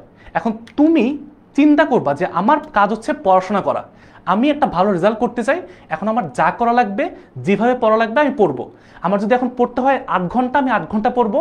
আমার যদি কোনো বন্ধু এখন 3-4 ঘন্টা পড়ে বাইরে ঘোরাঘুরি করে আর আমাকেও ডাকে, আমি কি তার সাথে যাব? না। কারণ আমার খেয়াল রাখতে হবে যে আমার পরীক্ষা সামনে আছে, পড়া বাকি আছে, আমার এখন যতক্ষণ সময় দরকার পড়বো, দ্যাটস ইট। বুঝছি। বাট ভাইয়া এই মোমেন্টে এখন জাস্ট কনফিউজড হয়ে যেও না, ভয় পেয়ে যেও না, হতাশ হয়ে যেও না। যতক্ষণ লাগবে পড়বা, রেজাল্ট যা হবে আলহামদুলিল্লাহ, যেইটা হবে ভালো হবে। বাট এখন সামনে পরীক্ষা, কাজ হচ্ছে পড়া। ফোন, ডিস্ট্রাকশন যত কিছু আছে, গেম টেম যদি খেলে থাকো বা ফ্রেন্ডের সাথে ঘোরাঘুরি, সব কিছু কমাই দিয়ে পড়াশোনা, এটা হচ্ছে মূল কাজ। বুঝছি। ইনশাল্লাহ দেখবা সবাই অনেক ভালো করবা, অনেক ভালো করবা, ভয় পাওয়ার কিছু নাই। ঠিক আছে, ইনশাল্লাহ আমরা ভালো করব। আচ্ছা, তো আসো আমরা এখন একটু আমাদের বাকি ক্লাসটা শেষ করে ফেলি। হ্যাঁ, আমাদের হচ্ছে বাকি যে এমসিকিউগুলো আছে 30 মিনিটের মধ্যে ইনশাল্লাহ শেষ হয়ে যাবে। হ্যাঁ, আমরা 25টা এমসিকিউ 30 মিনিটের মধ্যে শেষ করে ফেলবো। আসো, প্রথম এটা হচ্ছে অধ্যায় 2, গতি অধ্যায়ের। এটা কি? চলন্ত ফ্যানের সুইচ বন্ধ করে দিলে, চলন্ত ফ্যানের সুইচ বন্ধ করে দিলে ফ্যানের পাখার গতি কোন গতি? ফ্যানের পাখার গতি কোন গতি? ঘূর্ণন গতি, পর্যাবৃত্ত গতি, চলন গতি, নাকি স্পন্দন গতি? কি মনে হয়? হ্যাঁ, পর্যাবৃত্ত গতি হবে না? বলো তো, পর্যাবৃত্ত গতি হবে না? আসলে কি অ্যান্সার হবে খালি ঘুরতেছে? না, এটা একটা নির্দিষ্ট বিন্দুকে বারবার তো একই জায়গা থেকে ঘুরতেছে, পর্যাবৃত্ত গতি হওয়ার কথা না? বলো তো। এইটা আসলে তোমরা অনেকে কনফিউজড হয়ে যাবা। বাট সহজ করে আমরা এই সব জায়গার ক্ষেত্রে, আমি তোমাকে একটু ভয় দেখাতে চাইছি, তুমি ভয় পেয়ে গেছো, এরকম যদি হয় তাহলে এটা করা যাবে না। আমরা নর্মাল সেন্স চিন্তা করতেছি এটা ঘূর্ণন গতি, শেষ। এটা ঘূর্ণন গতি, কারণ ঘুরতেছে একটা নির্দিষ্ট বিন্দুকে কেন্দ্র করে, চারপাশে প্রত্যেকটা বিন্দু কি একই দূরত্বে চারপাশে একই সাথে ঘুরতেছে, এটা হচ্ছে ঘূর্ণন গতি, শেষ। এইখানে ক্লিয়ার। তার মানে কি অ্যান্সার হচ্ছে এ। এরকম করে আমরা জাস্ট কনফিডেন্সের সাথে কনফিডেন্স নিয়ে অ্যান্সারটা করবো। আচ্ছা, তারপরে দেখো পরের যেটা, এটা মনে হয় ডাবল প্রশ্ন চলে আসছে, এটা একই প্রশ্ন। হ্যাঁ, এটা হচ্ছে এইমাত্র যেটা করলাম ওইটাই। আচ্ছা ঠিক আছে, পরেরটা আসি। হৃৎপিণ্ডের সংকোচন প্রসারণ, এই টপিক থেকে ভাইয়া তোমাদের অনেক কনফিউশন। এখন তোমরা দুইটা ভাগ হয়ে যাবে আমি জানি। হৃৎপিণ্ডের সংকোচন প্রসারণ কোন ধরনের গতি? ভাইয়া একটু চিন্তা করো তো, হৃৎপিণ্ড সংকোচন প্রসারণ হয়, হৃৎপিণ্ডের সংকোচন প্রসারণটা আমরা কনফিউজড হয়ে যাই যে এটা কি স্পন্দন গতি নাকি পর্যাবৃত্ত গতি। দুটো তো একই রকম মনে হয় না? বাট হৃৎপিণ্ড আসলে ভাইয়া এটা স্পন্দন গতির কি ছিল, মানে সংজ্ঞাটা কি ছিল? যে একটা নির্দিষ্ট বিন্দুকে কি করবে, একবার একদিক থেকে যাত্রাপথের অর্ধেক সময় একদিক থেকে, বাকি অর্ধেক সময় বিপরীত দিক থেকে কি করবে, অতিক্রম করবে, এরকম করে ডলবে। এটা হচ্ছে আমার স্পন্দন গতি ছিল। বাকি উপর নিচ বা পাশাপাশি এরকম নড়াচড়া করবে। বাট হৃৎপিণ্ডে যে সংকোচন প্রসারণ হয়, এটা কি, এটা হচ্ছে একদম স্পন্দন গতির রুলস ফলো করে না।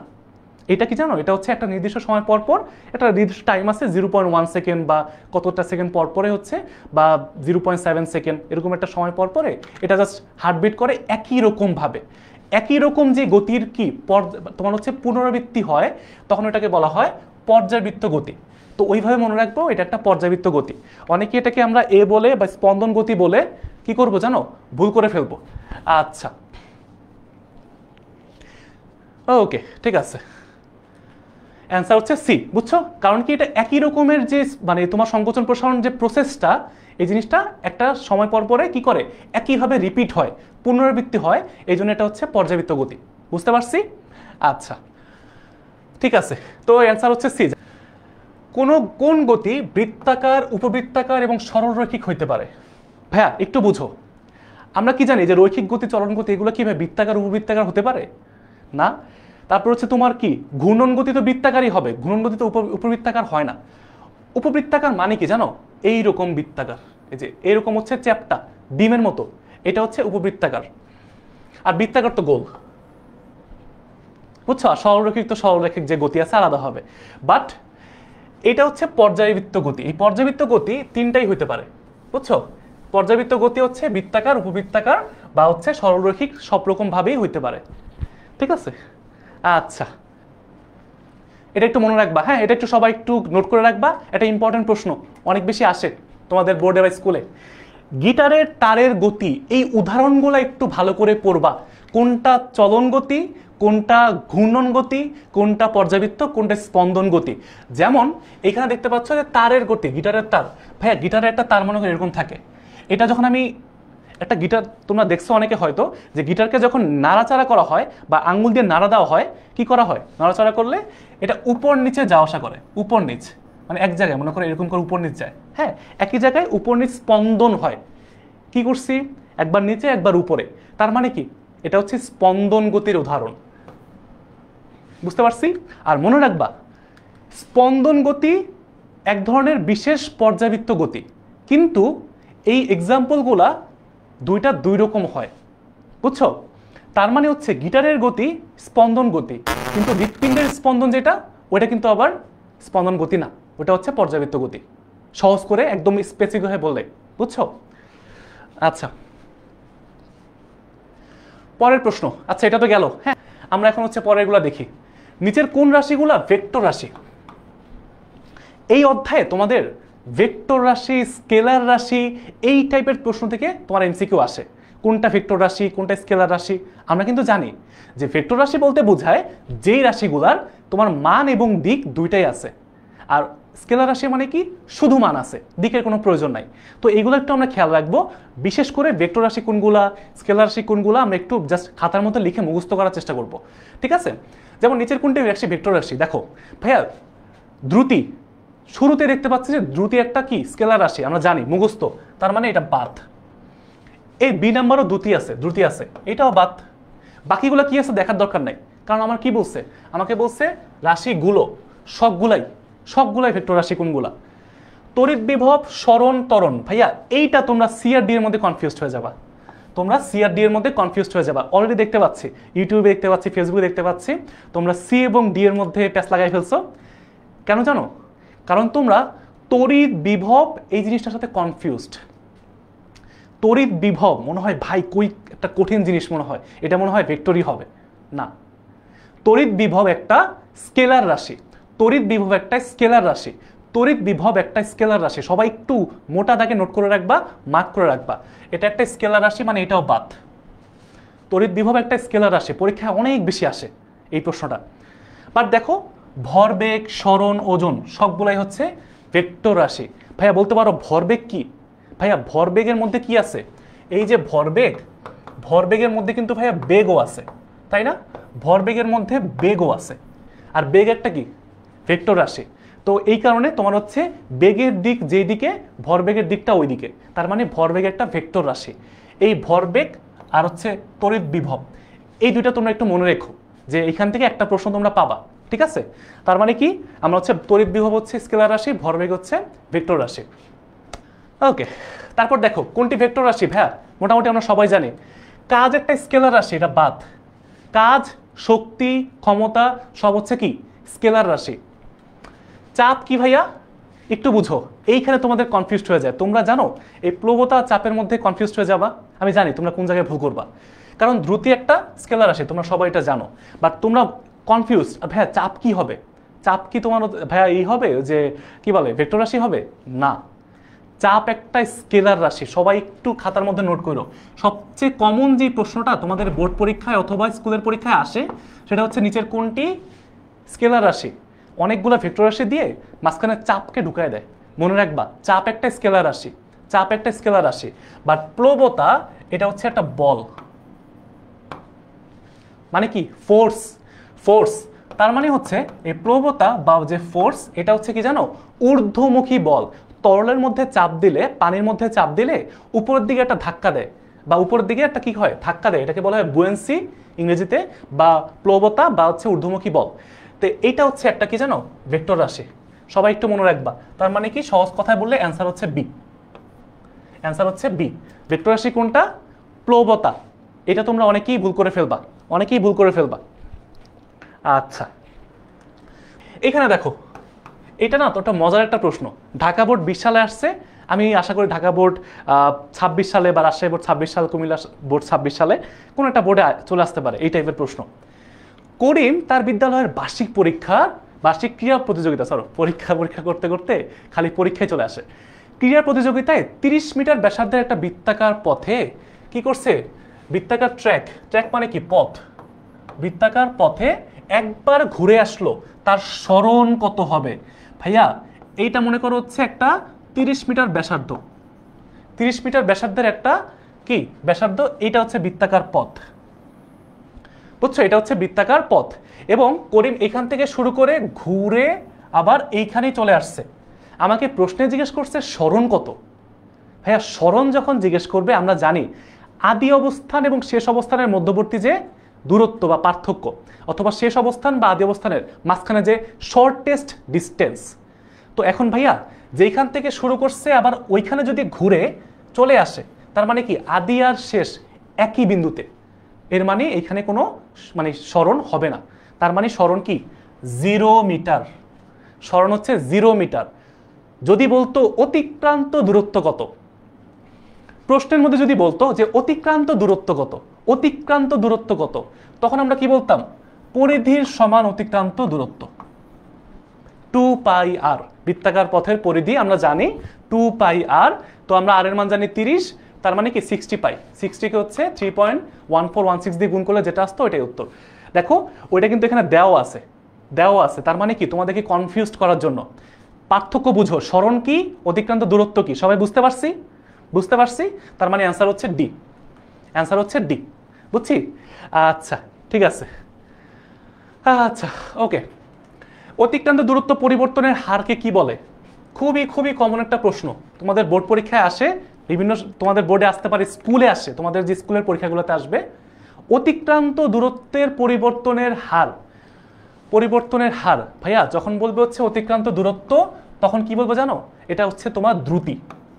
অতিক্রান্ত দূরত্বে পরিবর্তনের হারকে দ্রুতি বলে। দ্রুতি একটা স্কেলার রাশি। আর যদি বলে সরণের পরিবর্তনের হার, সরণের পরিবর্তনের হার, সরণ যদি বলা থাকে, সরণের পরিবর্তনের হারকে বলা হয় বেগ। বেগ একটা ভেক্টর রাশি, বেগ একটা ভেক্টর রাশি, পার্থক্য দুটা বুঝতে হবে, ঠিক আছে? তার মানে কি দ্রুতি যদি হয় তার মানে অ্যান্সার হচ্ছে ডি। তো অনেকে আবার বেগ দিতে পারো, এই ভুল করা যাবে না ভাইয়া, ঠিক আছে? এই ভুল কোনোভাবেই করা যাবে না, ইম্পসিবল, ঠিক আছে?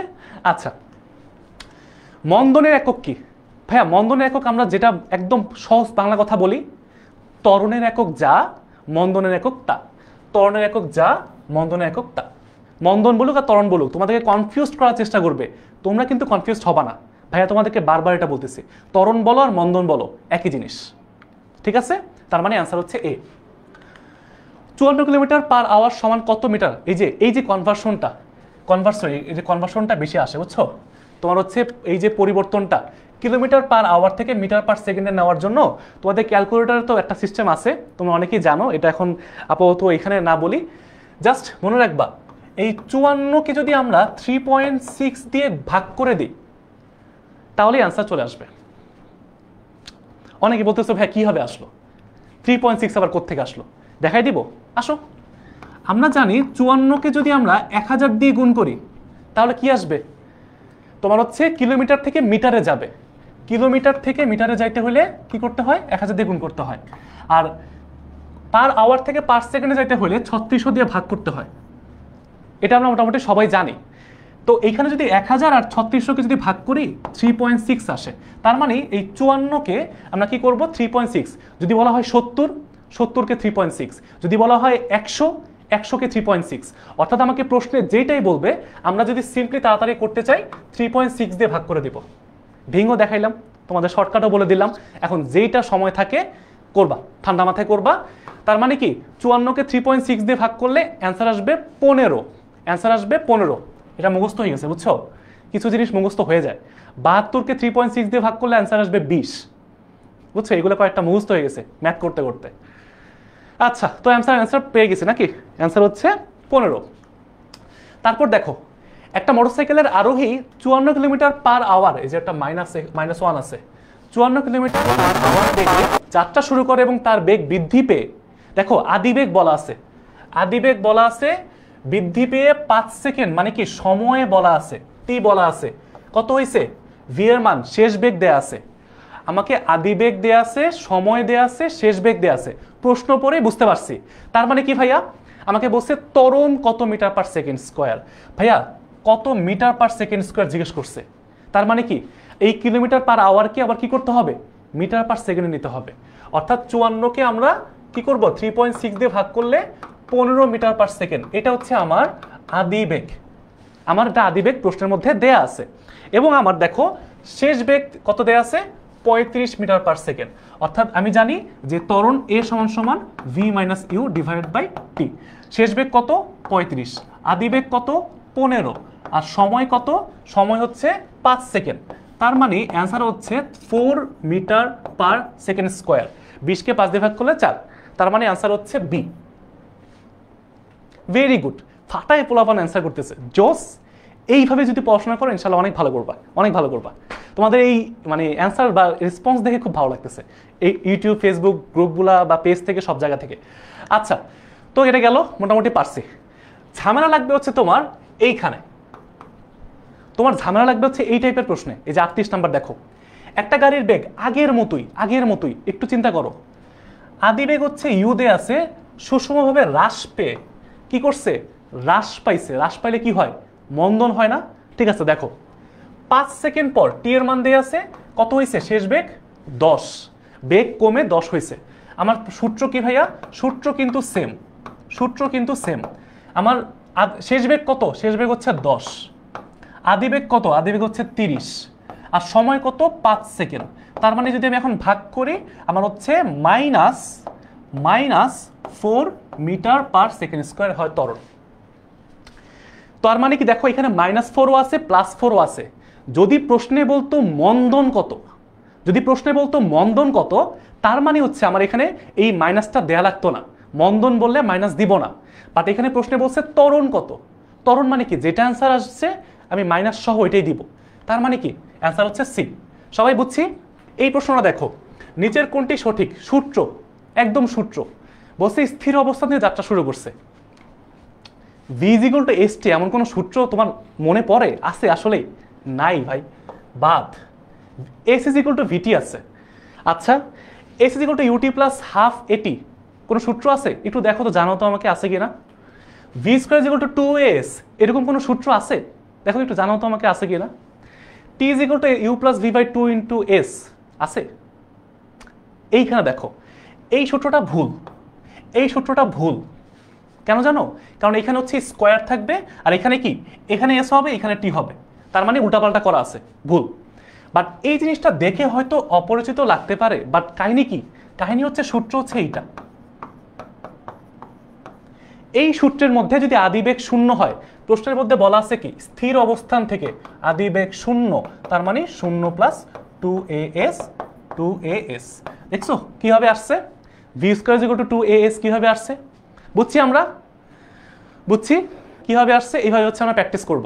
তার মানে অ্যান্সার হচ্ছে সি। স্থির অবস্থান হতে সুষম ত্বরণে চলমান কোনো বস্তুর বেগ, খুবই খুবই খুবই খুবই কমন একটা প্রশ্ন এবং অনেক ইম্পর্টেন্ট একটা প্রশ্ন। স্থির অবস্থান মানে কি, আদিবেগ 0। সুষম ত্বরণ মানে কি, সুষম ত্বরণ মানে কি একই কনস্ট্যান্ট অ্যাক্সেলারেশন, ত্বরণটা ফিক্সড।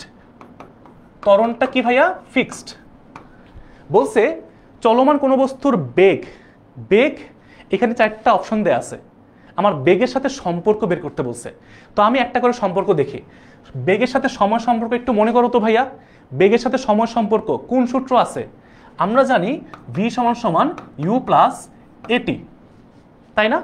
তার মানে কি v সমান সমান 0 প্লাস এটি সমান সমান এটি, অথবা বলা যায় v সমানুপাতিক t, কারণ এ একটা কনস্ট্যান্ট, এই যে ফিক্সড ধ্রুবক বলা আছে, তার মানে আমি সমানুপাতিক দিতে পারি।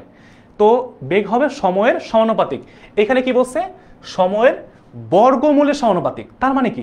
বাদ, এটা ভুল। স্মরণের বর্গমূলের সমানুপাতিক, দেখি তো ভাই স্মরণের সাথে সম্পর্ক কি আছে? স্মরণের সাথে কি ছিল? V square is equal to U square plus 2as, এইটা ছিল হচ্ছে আমার সূত্র, যেখানে এই এস হচ্ছে আমার স্মরণ। তার মানে কি ভাইয়া? সেম ভাবে আমি যদি ইউ স্কোয়ার বাদ দিয়ে দিই আর 2asটা এখানে লিখি, তার মানে কি ভাইয়া? ভি স্কোয়ার সমানুপাতিক লিখতে পারি না এস, কারণ 2 এবং a দুইটাই কি এখানে কনস্ট্যান্ট বা ধ্রুবক, কনস্ট্যান্ট বা ধ্রুবক। এখন ভাইয়া আমরা যদি বলি যে শুধু বেগ মানে ভিটাকে রাখি এই পাশে, কি হয়? একটা রুট ওভার করে দিতে পারি না বলো? তো রুট ওভার এস মানে কি? স্মরণের বর্গমূল। এই যে স্মরণের বর্গমূলের সমানুপাতিক, এই যে স্মরণের বর্গমূলের সমানুপাতিক, তার মানে কি?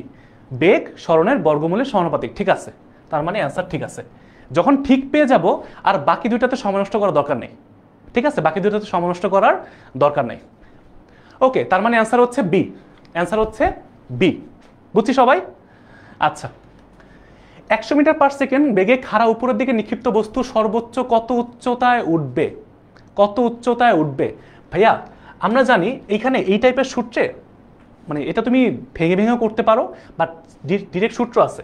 এটা হচ্ছে U square divide by 2g, U square divide by 2g। আমরা শর্টকাট দিয়ে করব, হ্যাঁ?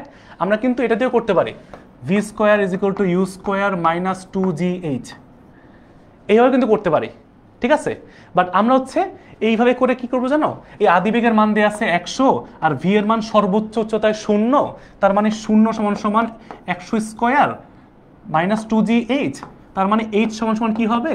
ওই যে মাইনাসটা এই পাশে নিয়ে আসি, প্লাস হয়ে যাবে, তার মানে কি 100 স্কোয়ার ডিভাইড বাই 2g। এই জিনিসটা দেখো এখানে লিখছে, এই শর্টকাটটা আমরা এখানে লিখছি। কি?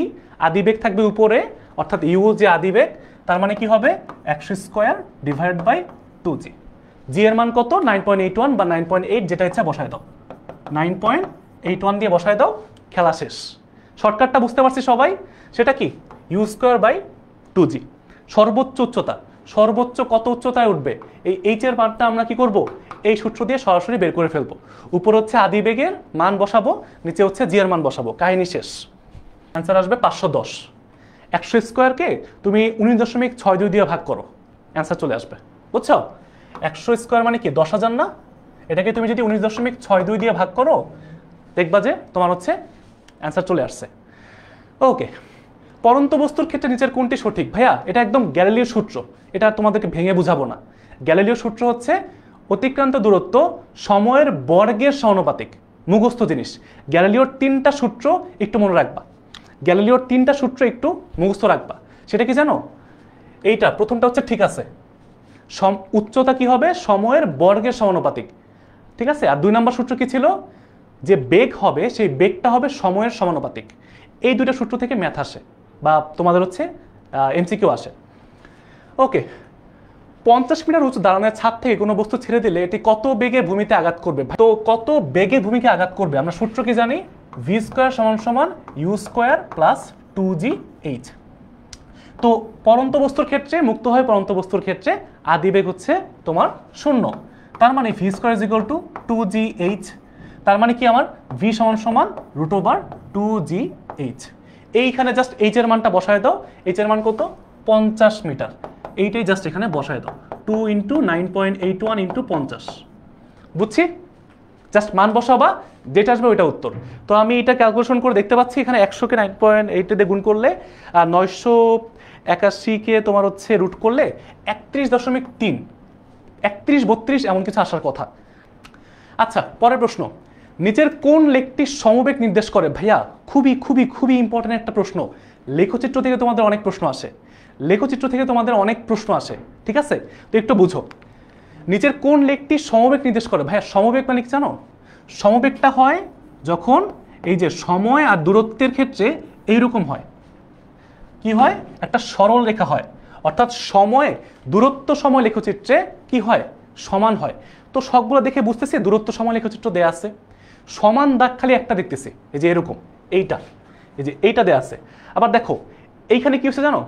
এইখান থেকে মানে সমান বলতে আসলে একদম এই যে সময়ের সাথে কোনো দূরত্বের পরিবর্তনই নাই। তাহলে কি কোনো বেগ আছে ভাইয়া? বলো, নাই। তার মানে আমার সমবেগটা কি হইতে হবে?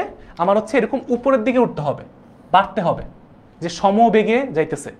কাহিনী হচ্ছে যে ঢাল নির্দেশ করে দূরত্ব সময় লেখচিত্রে, যে ঢাল নির্দেশ করে এটাকে আমরা বেগ বলি। এটা হচ্ছে আমাদের কাহিনী। এখন ভাইয়া এটা তো উপর থেকে আসে, এটা দিয়ে কি বুঝে? আবার তোমাদের অনেক কনফিউশন এইখানে, আমি জানি ভাইয়া, খুবই কমন জিনিস। এইটা কি জানো? এটা কি জানো? একটু দূরত্ব বাড়ছে, একটু উপর থেকে গেছে, কোনো সমস্যা নাই তো। আমার এই জায়গা থেকে সমবেগে কি করছে? এই জায়গাতে যখন গেছে বাড়ছে, সমস্যা নাই তো। আমার তো একই জিনিস, এইটা যদি এইখান থেকে না হয় এখানে যায়, একই জিনিস, এটাকে সমবেগ নির্দেশ করে। বুঝছো? দূরত্ব সময় লেখচিত্রে যে ঢাল পাবো, এটা এইখান থেকে হোক, এইখান থেকে হোক, এইখান থেকে হোক, এটাকে সমবেগ নির্দেশ করে। বুঝতে পারছি সবাই? তার মানে অ্যান্সার হচ্ছে বি, অ্যান্সার হচ্ছে বি। আচ্ছা ঠিক আছে, একটি শিশুর দোলনায় দুলছে, এখানে দেখো এক্সাম্পলগুলো বুঝো। এটা কি ঘূর্ণন গতি? দোলনায় যখন দোলে এটা কি ঘূর্ণন গতি হয়? এটা কি ঘুরে? না, ঘুরে না। তার মানে এক নাম্বারটা বাদ। আর বাকিগুলো কি আছে? পর্যাবৃত্ত গতি, স্পন্দন গতি। ভাই আমরা জানি যে স্পন্দন গতি আর পর্যাবৃত্ত গতি একই রকম, কাছাকাছি। স্পন্দন গতি হচ্ছে এক ধরনের বিশেষ পর্যাবৃত্ত গতি। তার মানে দুইটা যেহেতু আমার অপশন আছে 2 ও 3, এটাই হচ্ছে আমার উত্তর। কারণ এক নাম্বারটা বাদ, এক নাম্বারটা কোনো কাহিনী নাই। ওকে ঠিক আছে, তার মানে অ্যান্সার হচ্ছে 45-এর বি।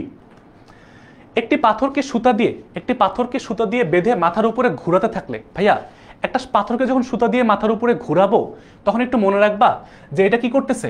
আমি যখন ঘুরাইতেছি দিক পরিবর্তন করতেছে না? বলো তো।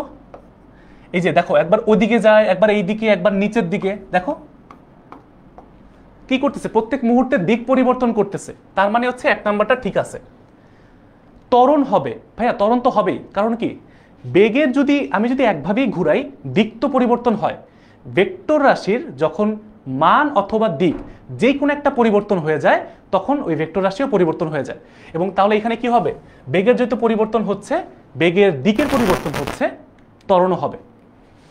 সমবেগে চলতে না ভাইয়া, সমবেগ থাকবে না, সমবেগ থাকবে না। কেন থাকবে না? কারণ হচ্ছে এখানে তো বেগের দিক পরিবর্তন হচ্ছে। তার মানে অ্যান্সার হচ্ছে 1 ও 2, এই 3 নাম্বারটা বাদ, সমবেগে থাকবে না। ঠিক আছে, ওকে। পর্যাবৃত্ত গতি, ভাইয়া এক্সাম্পলগুলো বুঝো। নিচের কোনগুলো হচ্ছে পর্যাবৃত্ত গতির উদাহরণ? শেষ, 50টা এমসিকিউ আর 2-3টা আছে, শেষ, প্রায় শেষ। পর্যাবৃত্ত গতি কি? সরল দোলকের গতি, পেট্রোল ইঞ্জিনের সিলিন্ডারের গতি। ভাই একটু বুঝো, সরল দোলকের গতি যে পেন্ডুলাম ঘড়ি, একবার ডান দিকে যায় একবার বাম দিকে যায়, এইভাবে ঘুরে, তার মানে কি এটা একটা পর্যাবৃত্ত গতি। তারপর কি? পেট্রোল ইঞ্জিনের সিলিন্ডার উপর নিচে যায়, উপর নিচে যায়, এটা হচ্ছে পর্যাবৃত্ত গতি। কম্পমান সুরশলাকার গতি, একটা তার যখন কাঁপে, এটাও কিন্তু পর্যাবৃত্ত গতি। তার মানে 3টাই হচ্ছে আমার অ্যান্সার, ডি হচ্ছে আমার অ্যান্সার। বুঝতে পারছি? 3টাই হচ্ছে আমার অ্যান্সার। তার মানে কি 47 হচ্ছে অ্যান্সার ডি, 47 অ্যান্সার ডি। এইগুলো সবাই একটু মুখস্থ করবা। এক্সাম্পলগুলো পরীক্ষায় অনেক বেশি আসে, এবং এটা বোর্ড পরীক্ষাগুলোতে আসে। এটা কিন্তু তোমাদের এই বোর্ডেও বা স্কুলের পরীক্ষাগুলোতে আসার সম্ভাবনা অনেক বেশি। এখন লাস্ট একদম সহজ জিনিস, হ্যাঁ লাস্ট সহজ জিনিস। গ্রাফ দেখে অনেক ভয় পাইতে পারো, বাট তোমাদেরকে দেখাই দিই কত সহজ। আমরা কত শর্টে 1 মিনিটে ম্যাথগুলো করে ফেলি। গাড়িটির ত্বরণ কত? একটু চিন্তা করো। এইখানে একটা বেগ সময় লেখচিত্র দেয়া আছে। আমরা দেখতে পাচ্ছি 0 থেকে এ পর্যন্ত, অর্থাৎ ও এ বিন্দুতে বেগ বৃদ্ধি পাইছে, এ বি বিন্দুতে বেগ একই রকম আছে, মানে কি সমবেগ। বি থেকে সি পর্যন্ত এইখানে হচ্ছে বেগ কমছে, মানে কি মন্দন হয়েছে। বেগ পরিবর্তন যদি কম হয়, বেগ যদি হ্রাস পায়, তাহলে কি হয়? বেগ কমলে মন্দন হয়। এখানে মন্দন, এইখানে সমবেগ, এইখানে হচ্ছে সমবেগ, এইখানে হচ্ছে মন্দন। তাহলে বলো ভাইয়া ত্বরণ কত? প্রশ্নে বলছে ত্বরণ কত? ত্বরণ হয়েছে কোথায়? এই যে 0 থেকে a পর্যন্ত এই জায়গাটাতে ত্বরণ হয়েছে। তো আমরা গ্রাফ থেকে দেখতেছি নিচে হচ্ছে সময় দেয়া আছে, পাশে হচ্ছে বেগ দেয়া আছে। ত্বরণ কি ভাইয়া? আমরা জাস্ট উপরে লিখবো বেগের পরিবর্তন, নিচে হচ্ছে সময়ের পরিবর্তন। ভাইয়া বেগের পরিবর্তন কি দেখো তো, এই যে 0 থেকে a তে গেছে, মানে কি দেখো বাম দিকে বেগ পাবা 0 থেকে 4 এ উঠছে। এই বিন্দুতে বেগ কত? প্রশ্নের মধ্যে দেয়া আছে 4, তার মানে 4 - 0। সময় দেয়া আছে কত ভাই দেখো তো, এই 0 থেকে এই পর্যন্ত সময় কি নিচের দিকে যাবা, এই যে সময়টা 0 থেকে 10 সেকেন্ড। সময়ের পরিবর্তন কত? পরিবর্তন কত? জাস্ট 10 থেকে 0 বাদ দাও, কত আসে? 4 / 10 সমান সমান তোমার কত? 0.4 মিটার/সেকেন্ড স্কয়ার। তার মানে কি হয় ভাইয়া? তার মানে হচ্ছে অ্যান্সার হয় সি। ত্বরণ কত? ত্বরণ হচ্ছে সি, ত্বরণ হচ্ছে সি। এটা হচ্ছে আমার অ্যান্সার। বুঝছি কিভাবে প্রশ্নগুলো করব। এটা হচ্ছে ত্বরণ, কিভাবে বুঝলাম বেগ বৃদ্ধি পাচ্ছে, এটা সমবেগ, এটা মন্দন। প্রশ্নে যেটা ইচ্ছা বের করতে বলুক, পারবো না আমরা ইনশাল্লাহ? আচ্ছা, তারপরে দেখো অ্যান্সার সি। তারপরে দেখো সুষম বেগে গাড়িটির অতিক্রান্ত দূরত্ব। ভাইয়া সুষম বেগ মানে কি? সমবেগ। সুষম বেগ কোথায় গেছে? এ থেকে বি পর্যন্ত গেছে। এই এ থেকে বিতে সমবেগ ছিল, সমবেগে ছিল, এবং বেগের মানটা কত? এই যে বাম পাশে যাও, 4 মিটার/সেকেন্ড। আমরা জানি কি অতিক্রান্ত দূরত্ব h = vt।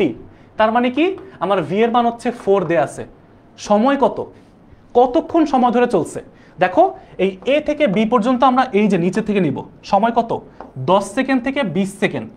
বাদ দাও, 20 থেকে 10 বিয়োগ করলে কত হয়? 10 হয়। তার মানে 40 মিটার। এটা হচ্ছে অ্যান্সার এ। বুঝছো কিভাবে অ্যান্সারগুলো করছি আমরা? জাস্ট কি করছি, সুষম বেগে কোথায় ছিল? এ থেকে বি। কত বেগ ছিল? 4। কত সময় ছিল? এই যে নিচ থেকে নিচে 20 আর 10-এর বিয়োগ কত? 10। 10 থেকে আমরা সূত্রের মধ্যে বসাই দিছি। সুষম বেগ মানে কি? সমবেগ। তার মানে অ্যান্সার হচ্ছে এ। আচ্ছা, আর লাস্ট যে প্রশ্নটা, এটা আরো সহজ। কি বলছে? একটা সারণী দেওয়া আছে 10 সেকেন্ড পর গাড়িটির অতিক্রান্ত দূরত্ব। ভাইয়া 0 থেকে 10 সেকেন্ড অতিক্রান্ত দূরত্ব বলছে, আমার কি বেগের পরিবর্তন হয়েছে না বলো? বেগের পরিবর্তন কত? আমরা দেখতে পাচ্ছি এখান থেকে তোমার হচ্ছে কত? ও এটা আমরা ডিরেক্টলি করব, শর্টকাট সূত্র। h = u + v / 2 × t। এই সূত্রের মধ্যে আদি বেগটা শেষ বেগটা বসাই দিব। এটা হচ্ছে আদি বেগ, এটা হচ্ছে শেষ বেগ, আর এই যে 0 থেকে 10 মানে কি 10 সেকেন্ড হচ্ছে আমার t এর মান। জাস্ট এখন বসাই দাও, তাহলে কত আসবে? তোমার হচ্ছে 5 / 2 × 10, তার মানে আসে 25 মিটার। অ্যান্সার আসবে 25 মিটার। আর আমাদের ক্লাস শেষ। বুঝছো? আমরা কি করলাম? সূত্র ইউজ করলাম, বুঝে বুঝে ম্যাথ করলাম, কাহিনী শেষ। দেখছো আমরা কতগুলো ইম্পর্টেন্ট টাইপের ম্যাথ সলভ করছি। এগুলো তোমাদের প্রত্যেকটা স্কুলের জন্য ইম্পর্টেন্ট, তোমাদের এসএসসি পরীক্ষার জন্য ইম্পর্টেন্ট। পুরো সময় তোমরা এই একটা ক্লাস অনেক কাজে লাগবে। বুঝছো? তো সবাইকে অনেক ধন্যবাদ এতক্ষণ সময় নিয়ে ক্লাসটা করার জন্য। আজকে যে এমসিকিউগুলো সলভ করছি, পুরো ক্লাসের মধ্যে এমন একটা এমসিকিউ ছিল না যেটা তোমার লাগবে না। প্রত্যেকটা তোমার স্কুল এবং তোমার এসএসসি পরীক্ষা সব কিছুর জন্যই লাগবে। বাট এখন লাস্টে যেটা তোমার মানে সবচেয়ে ইম্পর্টেন্ট যেটা, সেটা হচ্ছে তোমার পরিশ্রম। আমি তোমাকে করাই দিলাম, তুমি দেখলা, বাট তুমি পরে বাসায় প্র্যাকটিস করলা না, তুমি জাস্ট বই পড়ে গেলা। এটা দিয়ে তুমি আসলে পরীক্ষায় জীবনে ভালো করতে পারবে না ভাইয়া। তোমার পরিশ্রমটা এখানে মেইন। তুমি যত বেশি খাটতে পারবা তত বেশি তোমার নাম্বার বাড়বে, তোমার পরিপক্কতা বাড়বে, তুমি আরো বেশি জানতে পারবা। না হলে ভাই দেখবা যে পরীক্ষার হলে যখন সবাই লিখতেছে আর তুমি জাস্ট খাতা নিয়ে বসে আসছো, চিন্তা করতেছো, তখন ওই খারাপ লাগাটা ভাই কোনো কিছু দিয়ে রিপ্লেস করা যাবে না। বুঝছো? তো অবশ্যই বাসায় একটু প্র্যাকটিস করবা। ফিজিক্স অনেক পড়তে হয়, প্র্যাকটিস করতে হয়, তারপর যে পারবা ইনশাল্লাহ। আর তারপরে যদি কোনো কিছু জানার হয় আমাদের কোর্স রিলেটেড কোনো কিছু, অবশ্যই 16910-তে কল দিতে পারো। ঠিক আছে ভাইয়া? তো সবাই ভালো থাকো, সুস্থ থাকো। অবশ্যই বাসায় একটু রেগুলারলি পড়াশোনা করবা। ইনশাল্লাহ আরেকটা ক্লাসে দেখা হবে। ঠিক আছে ভাইয়া? তো ক্লাসটা শেষ করি। আল্লাহ হাফেজ, আসসালামু আলাইকুম।